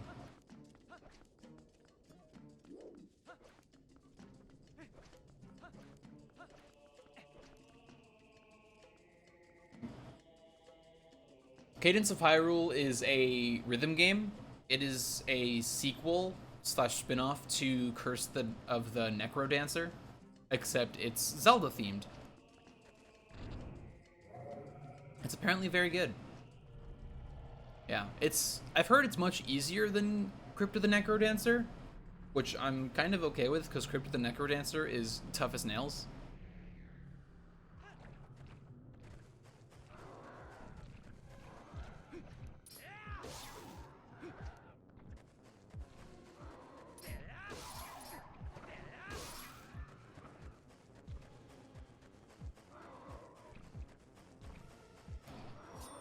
It was unfortunate. That'll work. That fits you. That fits you. Did you never do anything musical, like in school or anything? Hmm.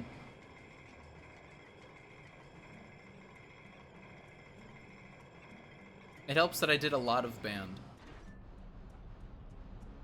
Violin, really? I could see you as like a trombone player.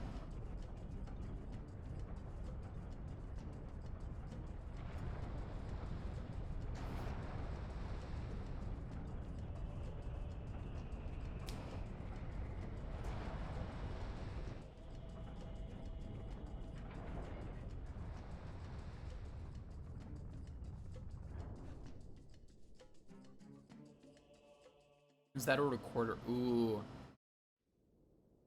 Yeah. I actually found an old recorder going through my stuff these past few days. Oh yeah, one of the things I was doing while I was gone is I was helping, I was moving.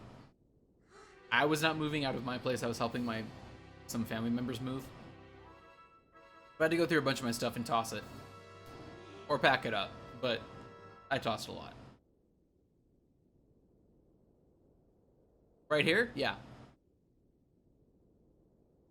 So we came here looking for the Mirror of Twilight, which would allow us to traverse between our world and the Twilight Realm, where Midna is from, and where we could go fight Zant and defeat him once and for all. Except it's broken.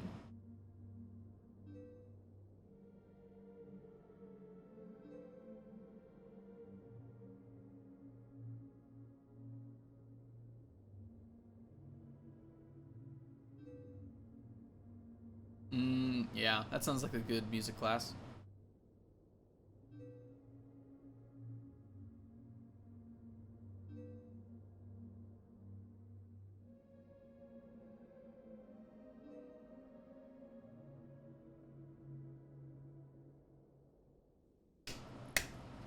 Ganondorf? What are you doing here? What are you doing here?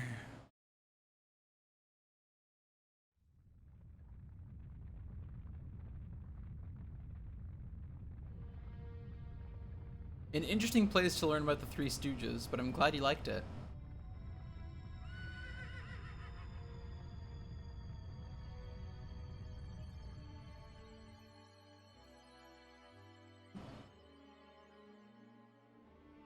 Ganondorf, what are you doing here?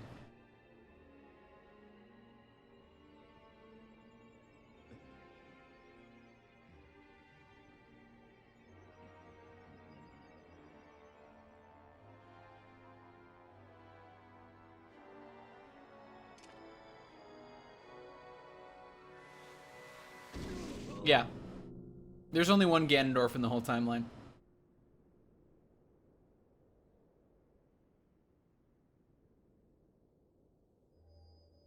Dude, it's a good sword.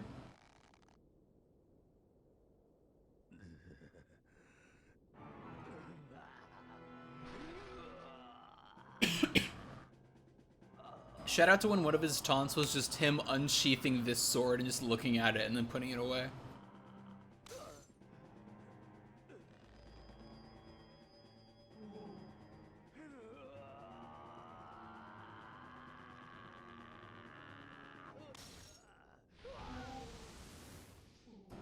The Ganon in Smash Ultimate is based more on Ocarina of Time. For Brawl and Wii U, he was based on this design. But for Ultimate, he's based on the Ocarina of Time design.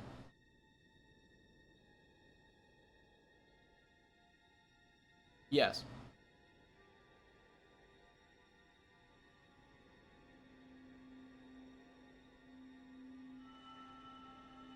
Sakurai made that decision because he likes the Ocarina of Time design more. It's also why he redesigned Zelda. Also, like, the Twilight Princess designs weren't the latest designs anymore. Like, there was no reason to keep them the Twilight Princess designs. Yeah, this is the only Ganondorf. So, it's tough, right? So, time. Okay, first of all, if you ask me whether or not this is the Ganondorf from Breath of the Wild 2, you're gonna get me talking timeline shenanigans. And I need you to be ready for that. So if you want me to talk about and explain Zelda timeline shenanigans, I can do that. I'm just gonna let you know now, it's a mess.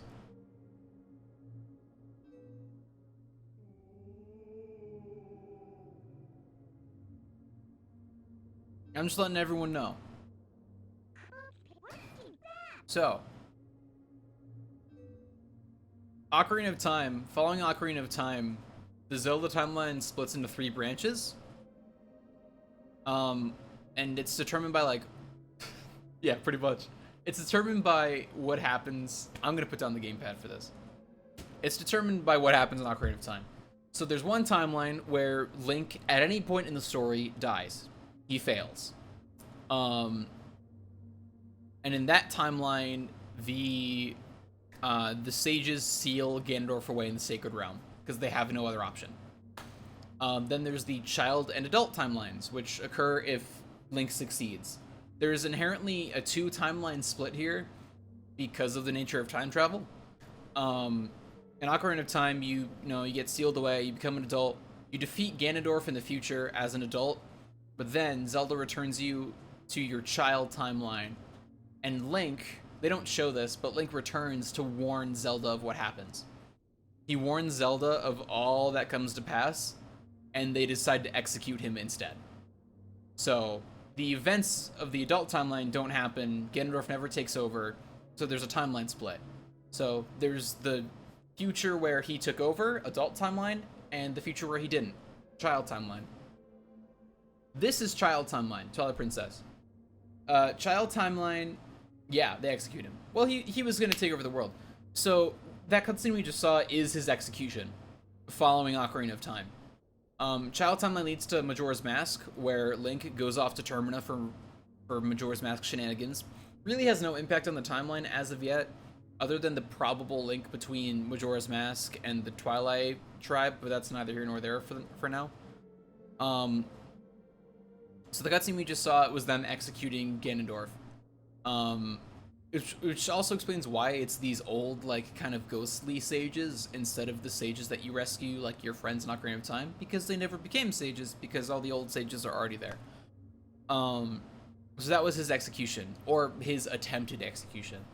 So they execute him in this game, or before this game, but it failed.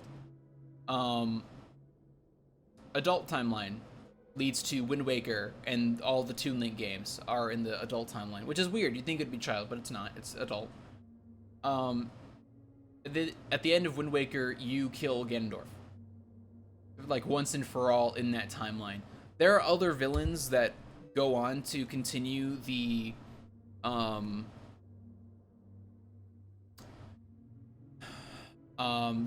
demise reincarnation cycle, but it's not Ganondorf. He's dead. In the death timeline, Ganondorf becomes Ganon.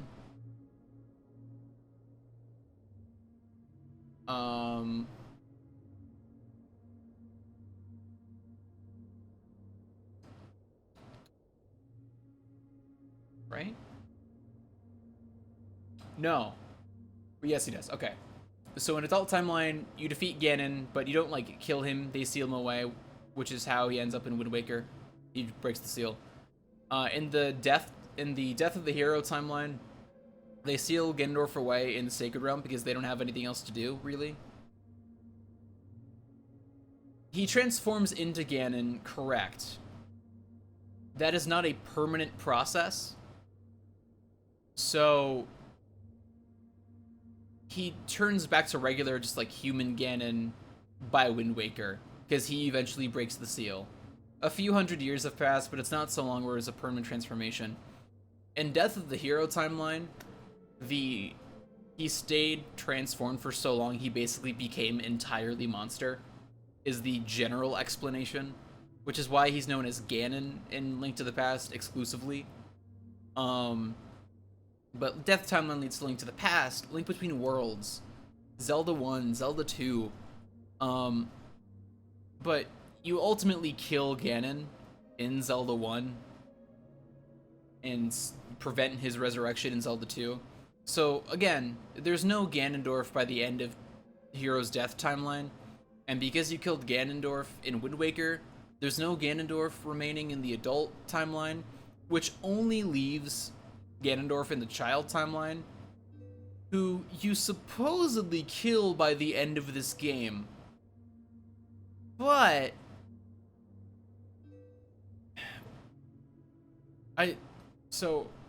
I've already said he dies, which, you know, is not shocking given it's Zelda. So let's explain the theory here. Breath of the Wild is really tough because it doesn't have an exact place on the timeline. There's literally no place for it. We know that Breath of the Wild takes place at the end of the timeline, but Nintendo representatives themselves have said that it's not really about where it goes in the timeline so much as that it's at the end and it's the eventuality for all timelines. But, so, keep in mind, it's probably not meant to be on the timeline because it was, like, generally envisioned as a retelling of Zelda 1. So it could make sense to be a retelling of Zelda 1, but now kind of not really. A timeline merge doesn't make sense, though. Because Breath of the Wild is that merge. Because, like, a split happens because of different things that occur, so there's no way to merge those back. Because all the realities are different. Breath of the Wild is the closest thing you can get because it's a general ultimatum for the timeline. But, in general, Breath of the Wild probably isn't meant to have a concrete place in the timeline. And we kind of have to accept that. We know that Skyward Sword is the beginning, and Breath of the Wild is the end, and they directly reference each other as much as they can.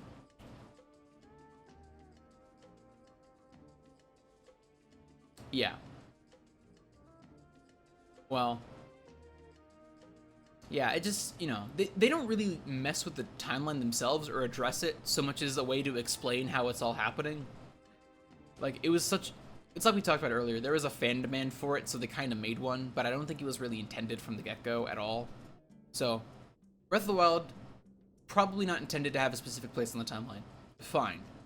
For the sake of discussion, let's try to give it a definite place on the timeline.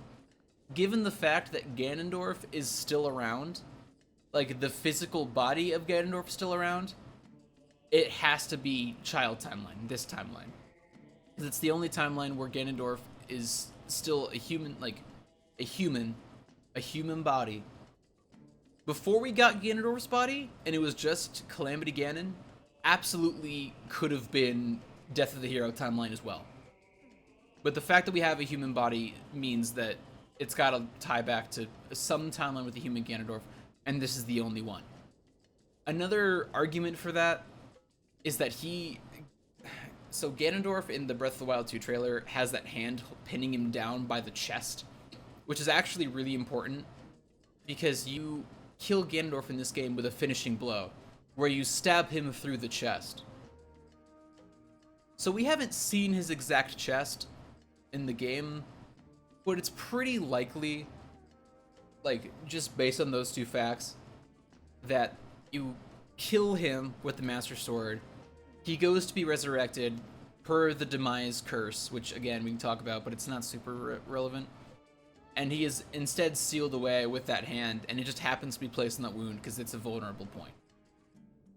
Likely the explanation.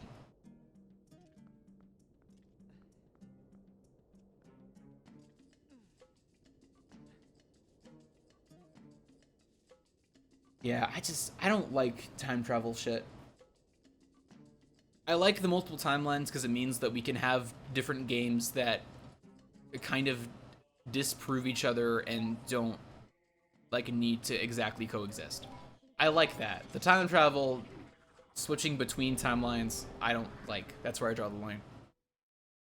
Which like seems like a weird place to draw the line, but it's just a matter of like having different timelines is a good way to add diversity to a universe and have different stories with like same characters, same universe, all that shit.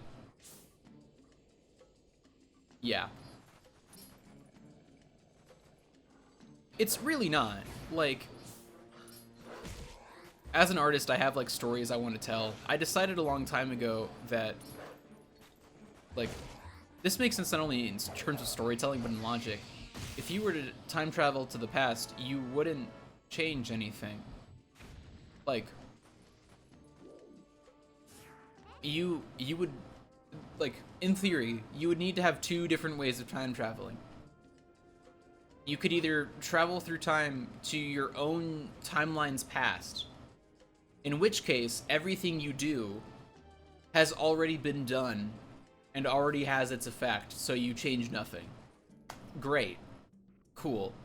Or you would time travel to a different timeline where you have an impact that results in a different future. But that would mean that you don't return to your... So, like, the returning to the present doesn't mean that the present changed. It means that you changed which timeline you are on. In which case, it would be impossible to go back and to reverse, like, prevent yourself from making the changes you made. Because all you would do is make another timeline. You jump to a different timeline. Well, yeah, it is. But I'm saying that, like, either you travel back in time to your own universe, in which case it's impossible to travel to different parallel universes, or you, by time traveling, you go to a different parallel universe already, where, again, the choices you make and the changes you make are already accounted for and have already played out. So it's not that you are changing the timeline. It's not that you are changing past, present, future. You are moving yourself to a different universe, to a different timeline. That's all it is.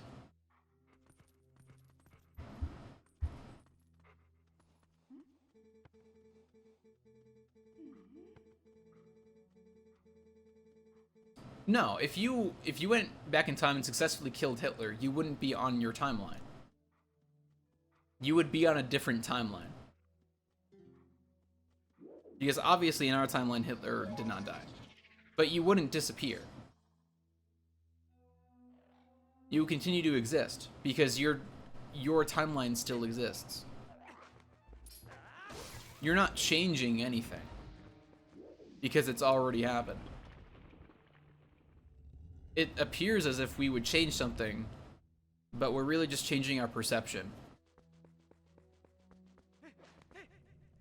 If you leave a room and go into another room, you haven't changed the room. You've simply put yourself in a different room. You would disappear from this timeline, sure, but you wouldn't, like, disappear as in, like, you would cease to exist. You would just be gone. Yeah, you would physically be gone. Yeah.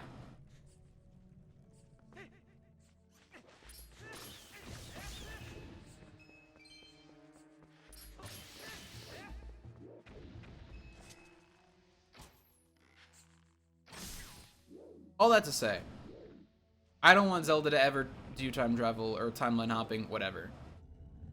Like, the closest they got to that was Hyrule Warriors, and that was fine because it was very, like, jokey and not really an issue. Like, the point of doing it in Hyrule Warriors was not to actually jump timelines, but just to have a good time.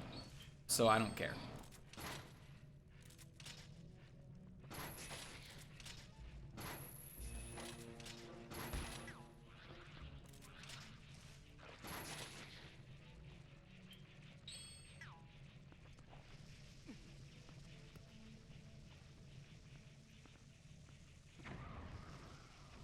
I wonder how well this would work.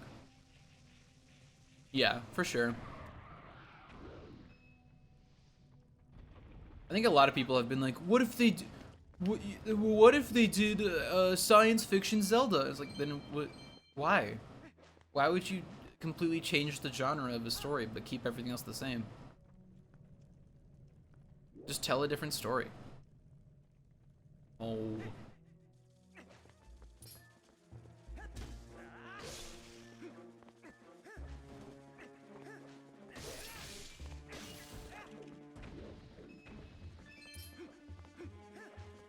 if they were ever going to, they would never do this, but if they were ever going to make a science fiction Zelda game, they would be better off just making a new IP. Shit.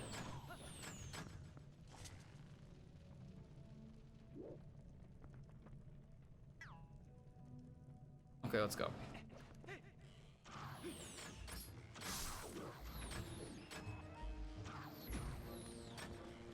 I cannot draw fast enough.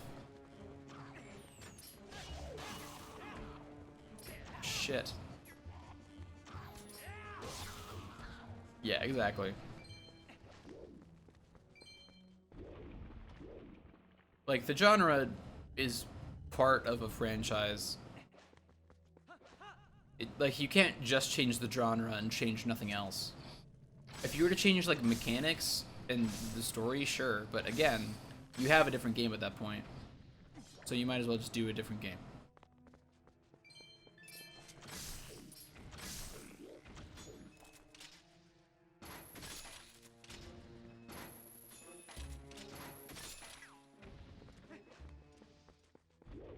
Yeah.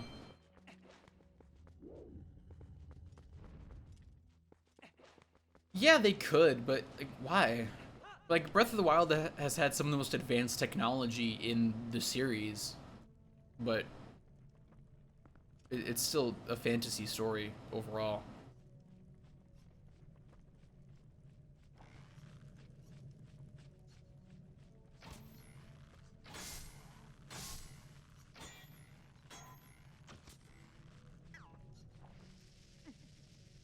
I want to see how this goes.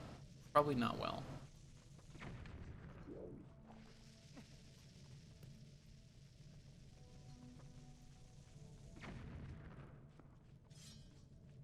He didn't charge it, but they still explained it as like ancient technology.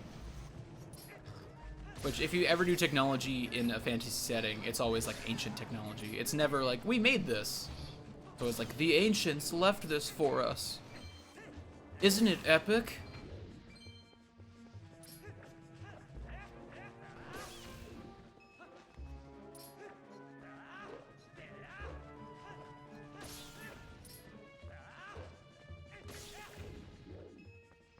Give me back my arrows, thank you.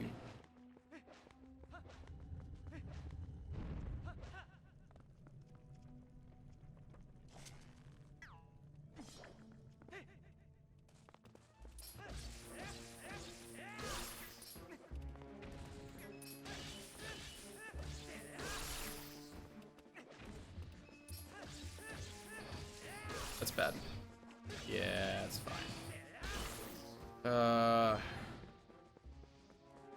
Shit. That was overzealous. And I accept that.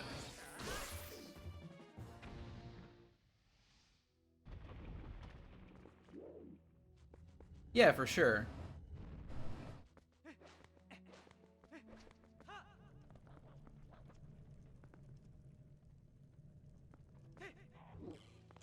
Fuck. Wow, that was bullshit.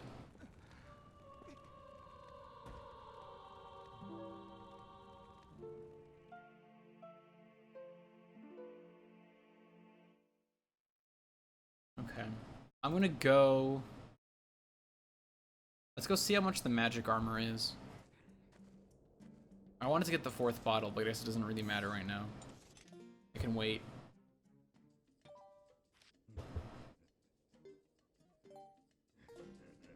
Yeah.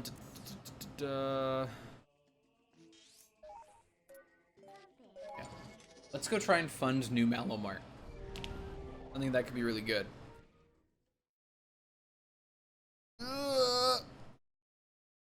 Ow.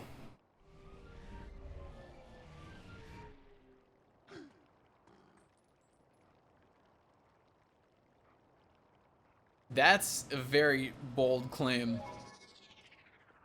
Vinland Saga? I don't... It doesn't sound familiar.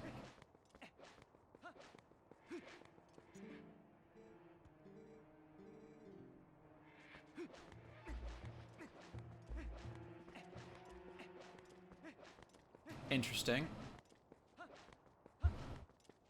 I might give it a watch. I've been looking for stuff to find.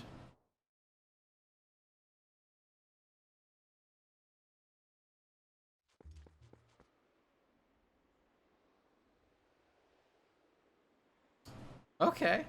I dig historically accurate.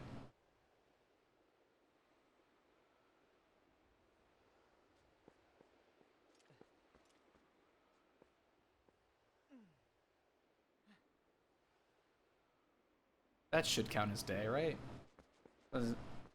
Okay. Okay. I got Prime. I can do that.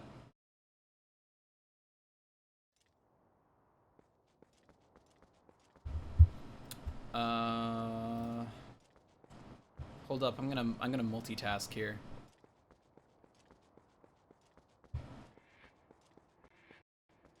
It's not day yet, is it? Because the crows are out. Impatient morning people. I got stuff to do.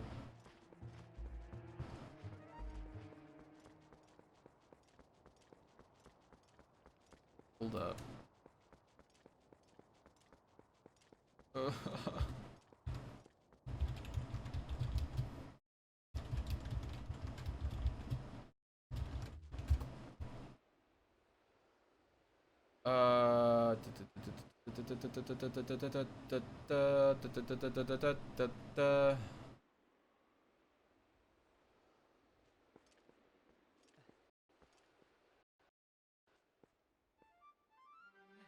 Oh, okay. The blood and gore is a letdown.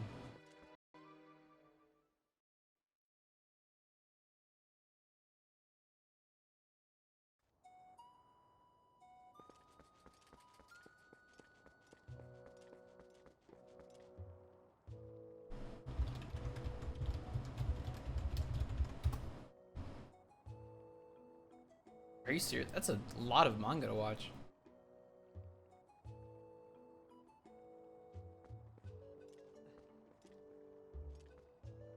It's a docking station. I don't know if this works though.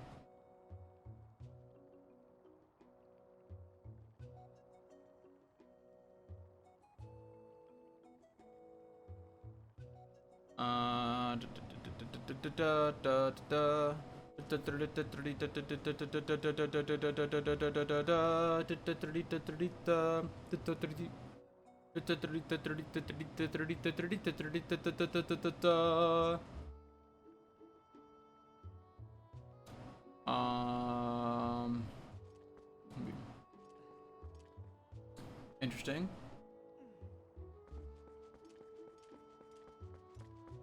I don't know. Maybe I'll give it a try. I have a hard time with blood and gore. It's just not my thing. It makes me queasy. Used to not, just in recent years. Hi, I will fund your new store. Wow, you only needed 200. I could have given this to you before I went into Arbiters.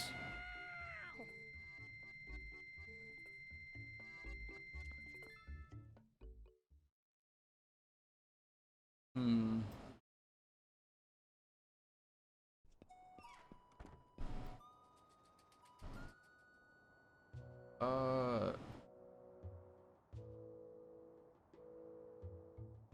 I have no idea. Sorry, I'm trying to figure something out. Okay, that's actually compelling. That's cool. I've heard of Dr. Stone. You've told me about it before. Where's my laptop? That one does sound interesting. I don't think this would fit.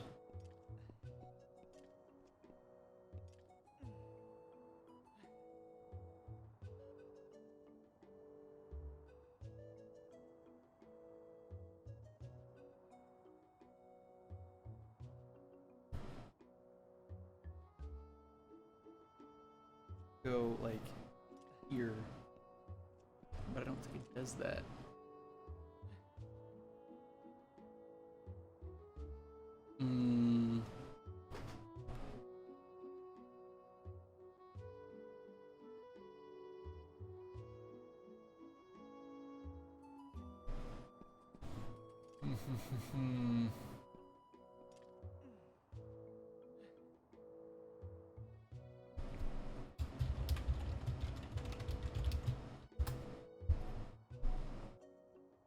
I don't think this will work. I would love it if it did.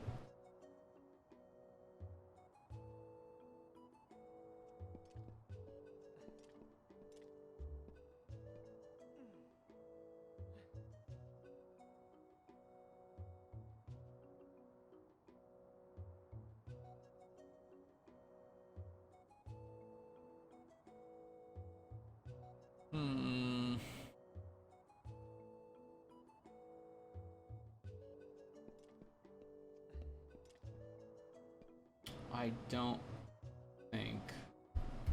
Well, it might.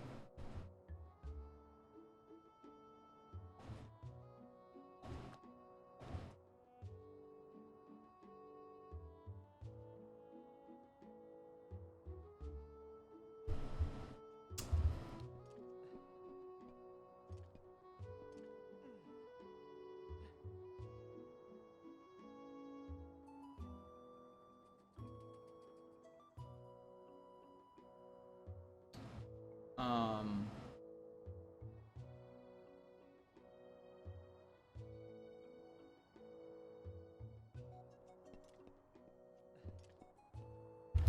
Sorry, I'm trying to figure something out. Yeah. Yeah, I prefer more story than action, personally. That's more important to me. I still haven't watched My Hero. I've thought about it. Like, I've heard it's really good.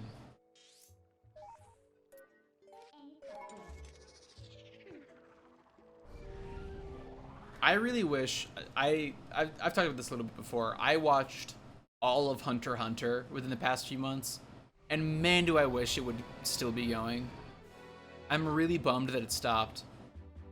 But at the same time, like I could read the manga, but will I? No. I don't have time to read.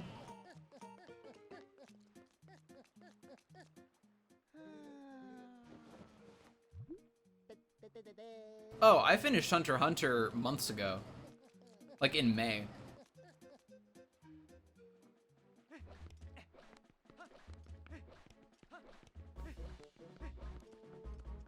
That's the wrong button. Yeah, it was really good though.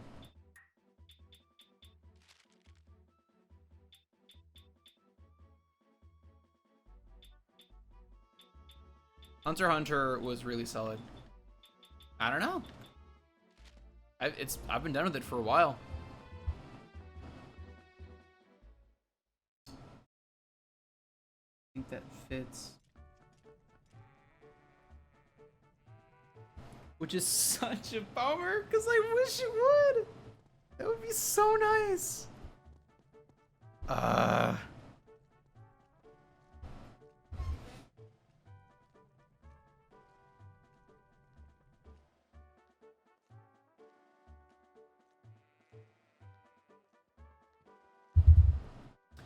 Sorry, my parents. So I have a Surface Pro, that I love, and my parents, going through some of their stuff, found a dock for a Surface Pro 2, which is not the version I have.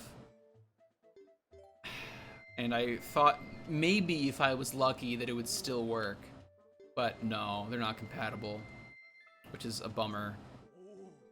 I don't know why I'm giving him money, because I wanted the magic armor. Whoops. Oh, I have bugs though. Yeah, we really just haven't talked anime in a while. I just haven't watched a lot. Like, Hunter x Hunter was the last one I watched, and that was huge. I've been doing a lot of general, like, show binging. I binged Stranger Things Season 3 these past 2 weeks. I've binged most of DuckTales at this point.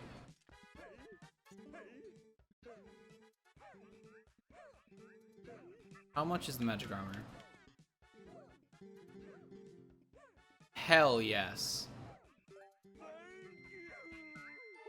Love the magic armor.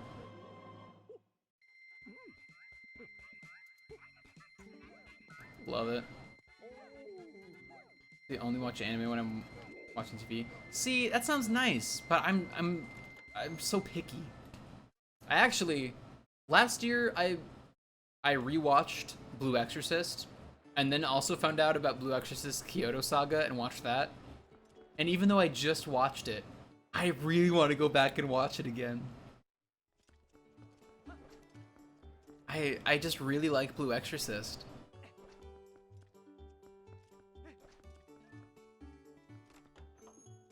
It's like, I can't even imagine. I don't watch too many shows. Not at once. I'll just binge them. I'm caught up with Agents of S.H.I.E.L.D. I binge Stranger Things. Most of DuckTales.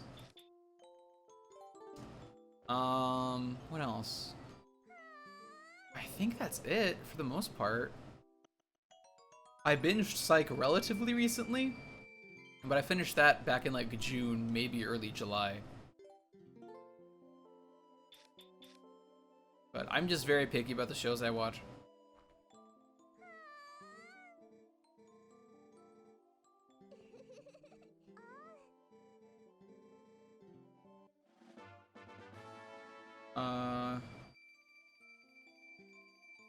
Demon Slayer, maybe. The Agatha stamp! I can't wait to use it in Miiverse! Fuck, I missed the door. Vampire Mike, okay. Intriguing. You know what I need to finish rewatching? Bakugan.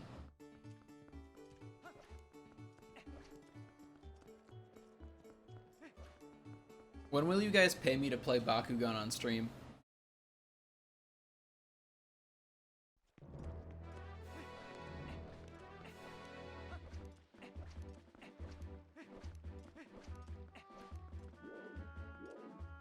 How do I get up there again? Oh, like that. If you want to pay to see me dab, you gotta get a tier 3 sub. That's how this goes. I'm charging now. But it also has the added bonus of it gets sub points, and sub points get us new emotes. So that's pretty sick.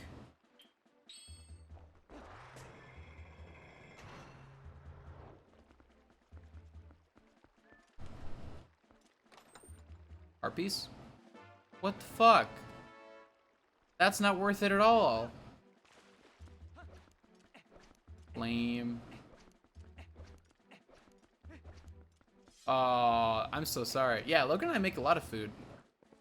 We make almost all of our food. He actually just texted me asking about our, like, what we're gonna make for the next school year. We call it the meal plan, even though it's just stuff we make. We have basically a, like, list of meals that we make, like, each week. And it's kind of balanced out, so we have the same amount of food every week. Then at the start of the week, we're just like, what week is it? This one? Okay. These are the groceries we buy. It's pretty nice. I love cooking, though. I've never had curry. I had my first burrito recently.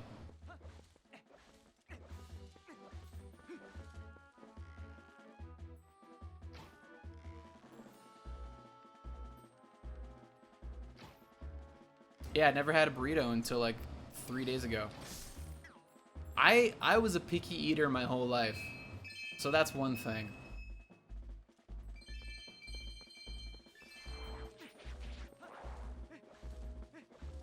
I had chicken, black beans, rice, tomato, and cheese.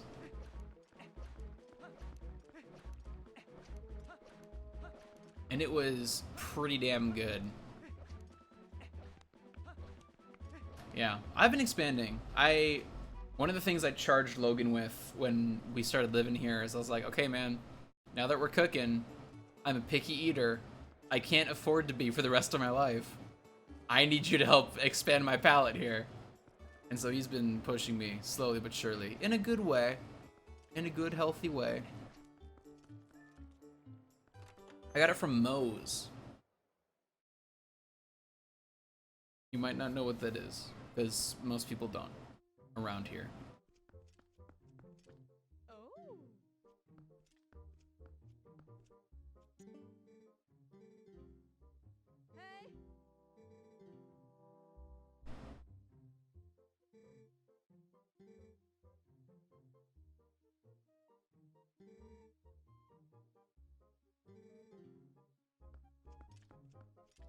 Ooh, I love cooking.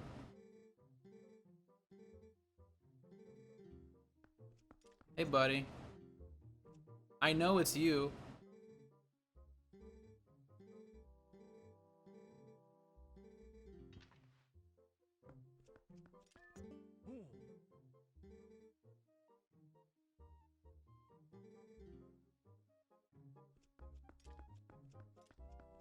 Hmm. I wasn't here. I was in South Carolina when I got it. Ashland. Oh, that's not bad.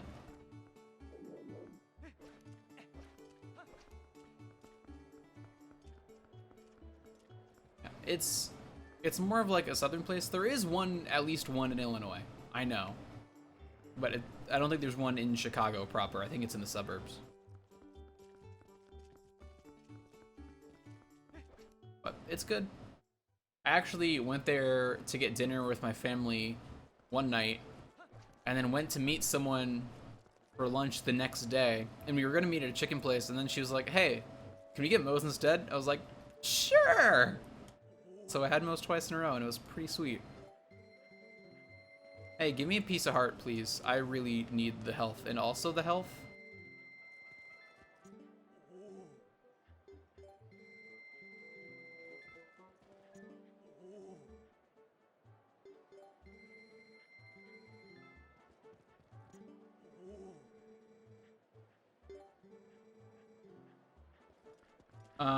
Nope. I didn't exactly relax. I've been working on stuff. I got a job at one of the campus libraries. So I've been doing that a few times a week, which has been good. So doing that. Been working on other miscellaneous projects. One of them is a D&D campaign for some of my friends, and that's taken up a lot of time. Yeah, a lot of it has been spending time in the apartment. Streaming's been a lot of it. Streaming is like the main thing I wanted to do with this time. So glad to finally be doing it. One more week. Nice. Oh, cool. Congrats, dude. Getting a job is always a good feeling. Give me money. I gotta buy the health.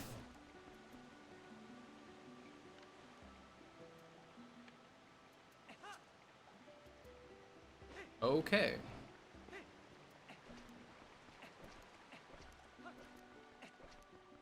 Maybe I'll see you around then. A lot of computers get broken. A lot of them. People are just really dumb. Hi, Ashay. You're really cute. Yeah, I don't know. I think it's because, like, it's employment and they're handled separately. It's probably just because, like, they're different departments. They are, like, maybe they can't access the records.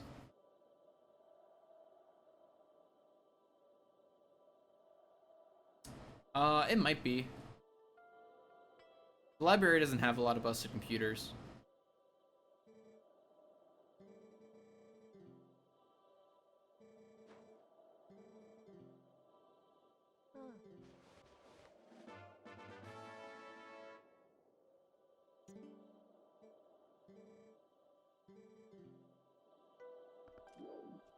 Yeah.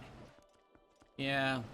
I will say, I have filled out a lot more tax forms than I thought I would in my first few years of living alone.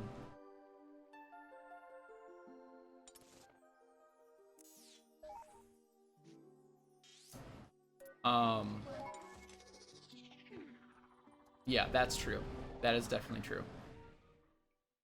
Yeah, I filled out several forms at this point. Because I filled out one for my campus job, like my official job. I filled out one for Twitch when I became an affiliate and started getting bits and all that stuff. And then I filled one out. Where is Ashe actually? I think he's praying. And then I filled one out for Yeti when I started printing shirts. Hey man, see you later. Thanks for stopping by. It was nice talking.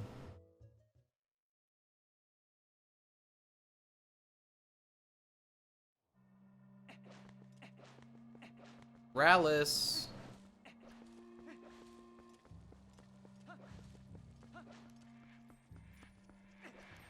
I've come to interrupt your ceremonial prayer to show you a drawing that my friend did on like a Granite City paper placemat with little crayons that they give you. What do you think? Good? You're much younger than I remember. What's up?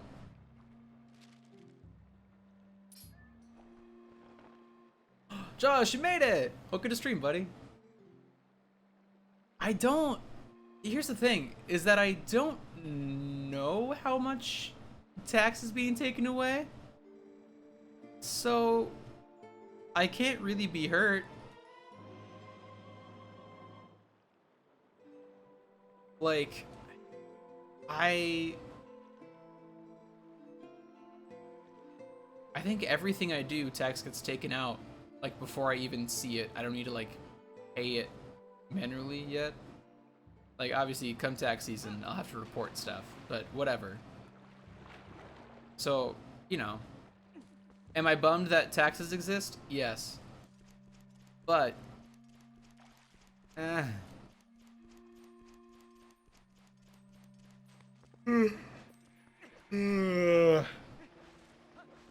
whenever I try and think of like how much money am I going to be making soon, I like account for the fact that I'm going to miss out on a lot of it because of taxes, and that, you know, because I have that like solid expectation, like I'm aware of how much I'm actually going to get, it's okay.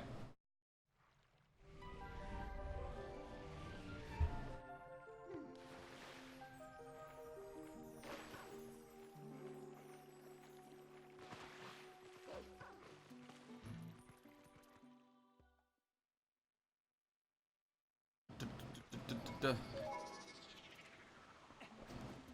Oh, I gotta go catch the fish. I gotta go to the other side. And up.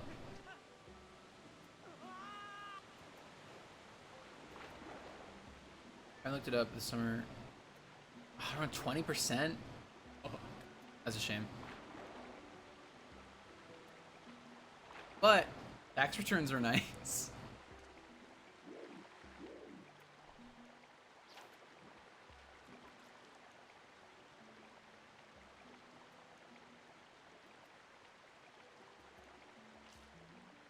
Wait. Oh, I'm dumb. I always forget how to use the fishing rod in this version. It's much less intuitive than the Wii. Come on. Come on.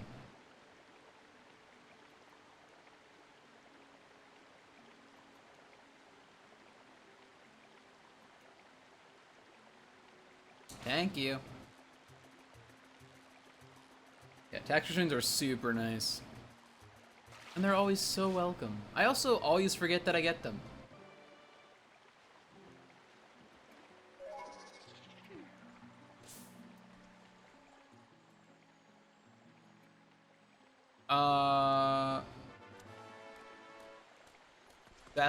I think that's okay.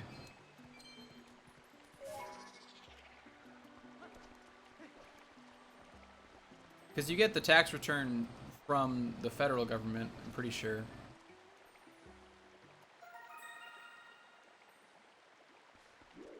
So I think you're fine.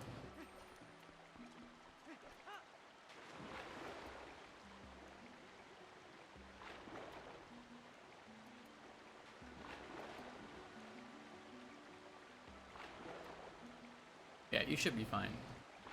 Yeah, you've got to be fine, because I got paid for a summer job I had in South Carolina and then made money through Twitch in December. I think. Maybe. I don't remember when I made affiliate and when I had my first payout, but I thought it was in December, around there. But I think it's basically the same process. But also, I'm fucking 21, so fuck if I know.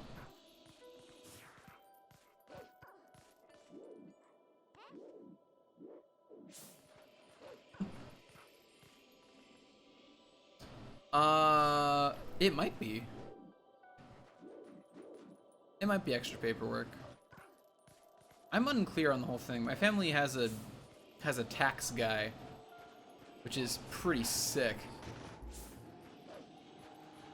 Because I just need to fax someone some info near the end of the year, and then I get a paycheck later, and it's nice.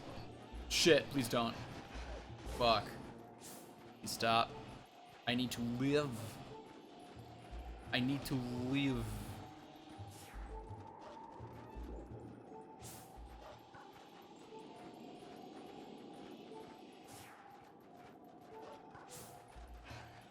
Fuck, he sniped me.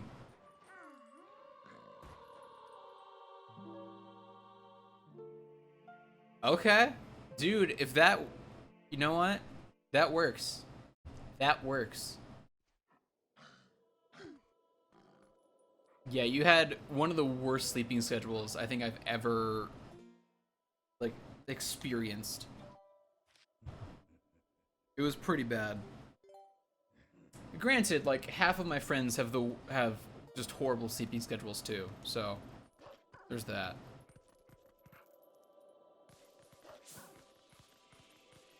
My sleeping schedule has actually gotten a lot better last the next few days. If you can make it last, that'd be cool.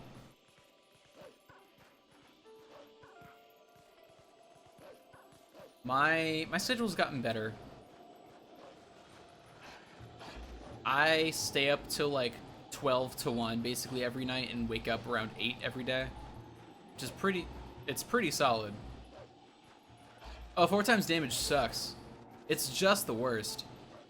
But hopefully it's entertaining. Please don't. You guys are too smart for me. Nope, please stop.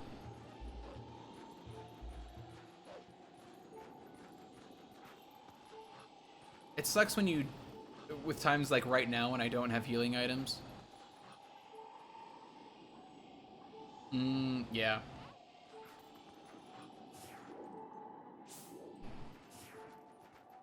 Dude, sleep is weird. I wish we didn't need to sleep. I really do.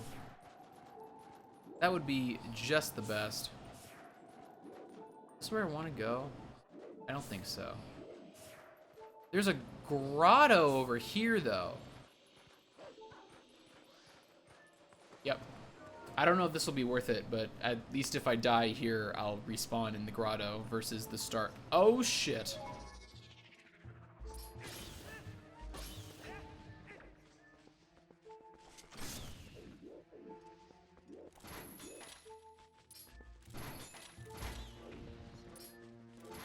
Cool.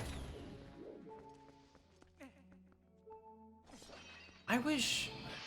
There's a Doctor Who episode where it's like the distant future and people have invented a machine that takes away your need to sleep. And it's pretty sick.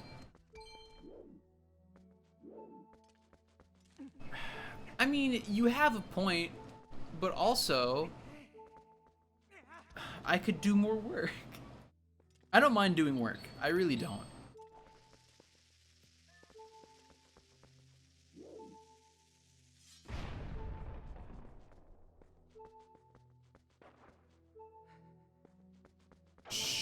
I need that.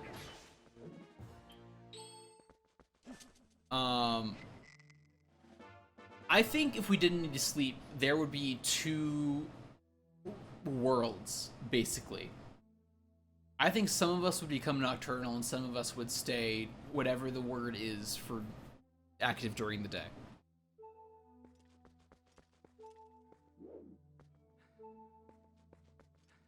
I wonder if he'll respawn if I leave and come back. I kind of doubt it, but it'd be nice.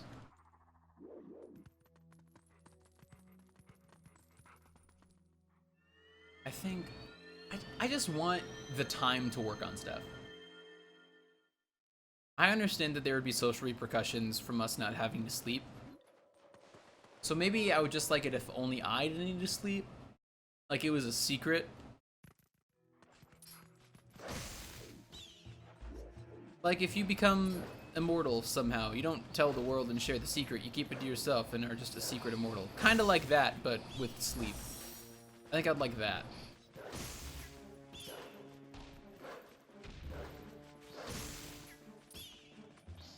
Please, no. This is almost not worth my time. I'll take the red, though. The red is fine. I still healed, overall. I had net hearts. Yeah. I mean, that's true, and I think that would play a factor. I think it'd be okay. I think it'd be okay overall. Even then, like, even if you weren't necessarily productive, can you imagine a life where instead of sleeping, it was just you had 8 hours to play games with no consequence? Like, you wouldn't be giving up time or anything. You just have the time to play games. How sick would that be? Iframes, please. Thank you. I'm at that point in life where it's like, man, I would love to have more time just to play games. But I just don't have that time. You know what?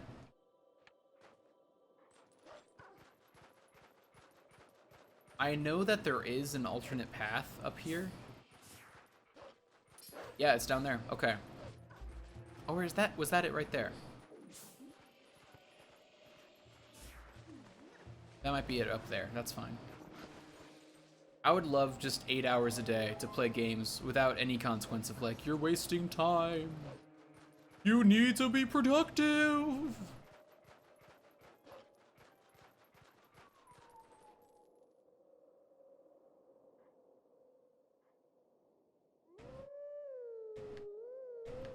This is how I learned what the song is when I messed it up.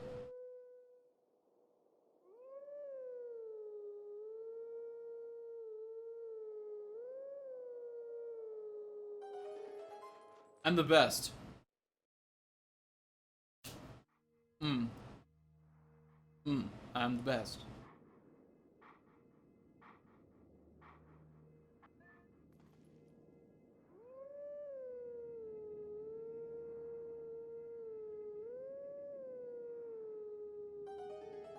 I am.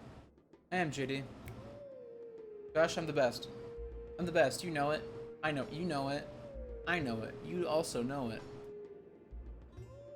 You know who else knows it? You. You know it. You know it. I know it. You know it. I know it. I'm the best.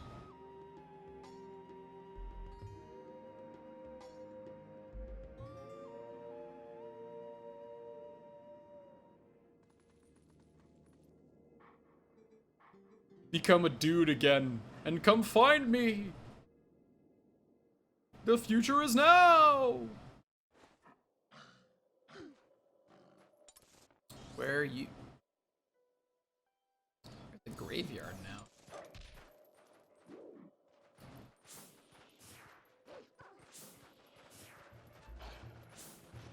I don't remember learning a skill in the graveyard, but okay. I mean, I know it's gonna be the jump strike,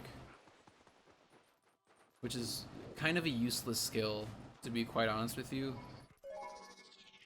The charge jump strike is fine.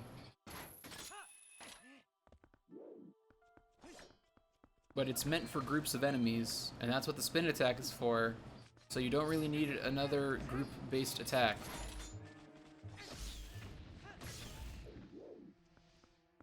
Also takes forever to charge. Like, just as long as the spin attack, so I don't really get it.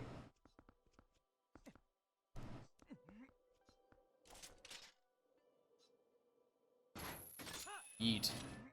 Bye. Goodbye!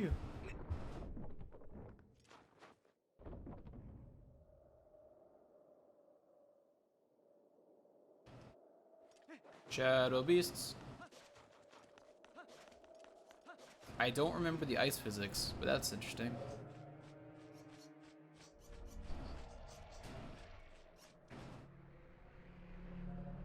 Here's what I think I'm gonna do. I was aiming to stream for like 4 hours today, but I'm hungry and tired. So I think... Okay, assholes.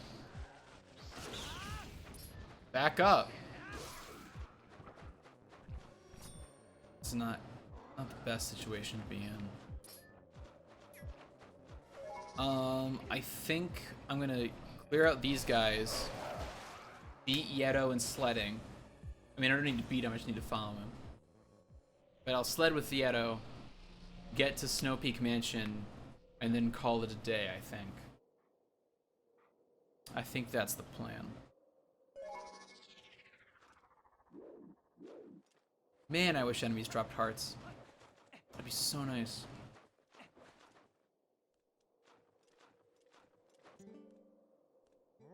Whoa! Whoa! I'm Yeto! Dude, I am on a spiritual journey all day, every day. Let's go.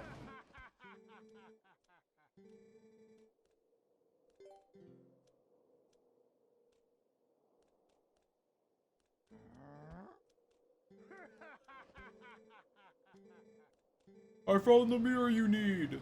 It's in my house. Also, my wife is sick. But that's neither here nor there right now.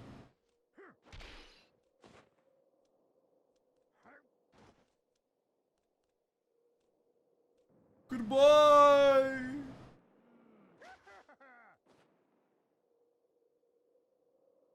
I don't know how Yeto gets back up the mountain. We can warp out, and that's actually the only way for us to leave Snow Peak Manor, but like... How does he leave? How does he leave? Crouch. This is low-key one of the coolest parts of the game. I love this. Completely unnecessary? Yes. Fun as hell? You know it.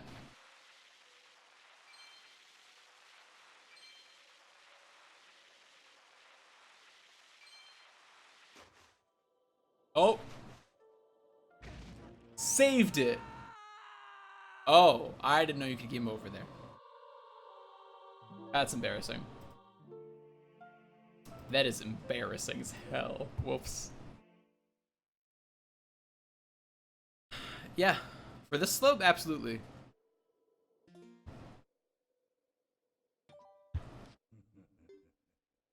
Guess I just won't crash this time.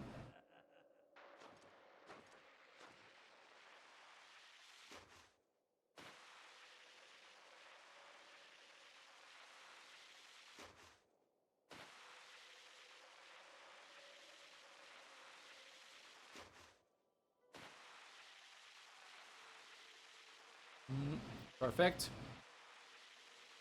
I've actually gotten stuck on this bridge before. I got like frozen by one of the keys, so I lost all of my momentum and then just got stuck on that center ice part. I had to reset, it sucked.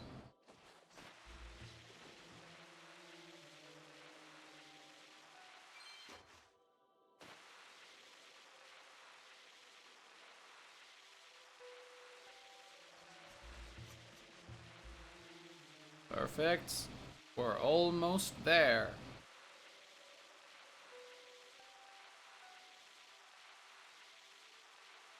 Come on. Come on. Almost there. I really don't want to fail this right before I get to the end. That would really suck. Also, you know I'm grabbing that Poe.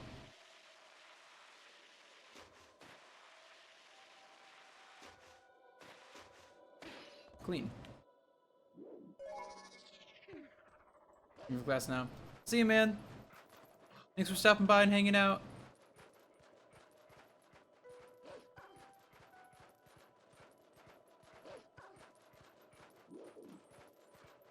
We can make it. We can make it up the path.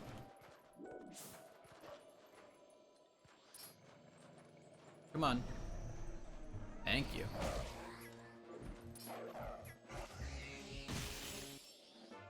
Got it. Okay. I don't think these will give us anything. Or I can be wrong. Which is nice in this instance.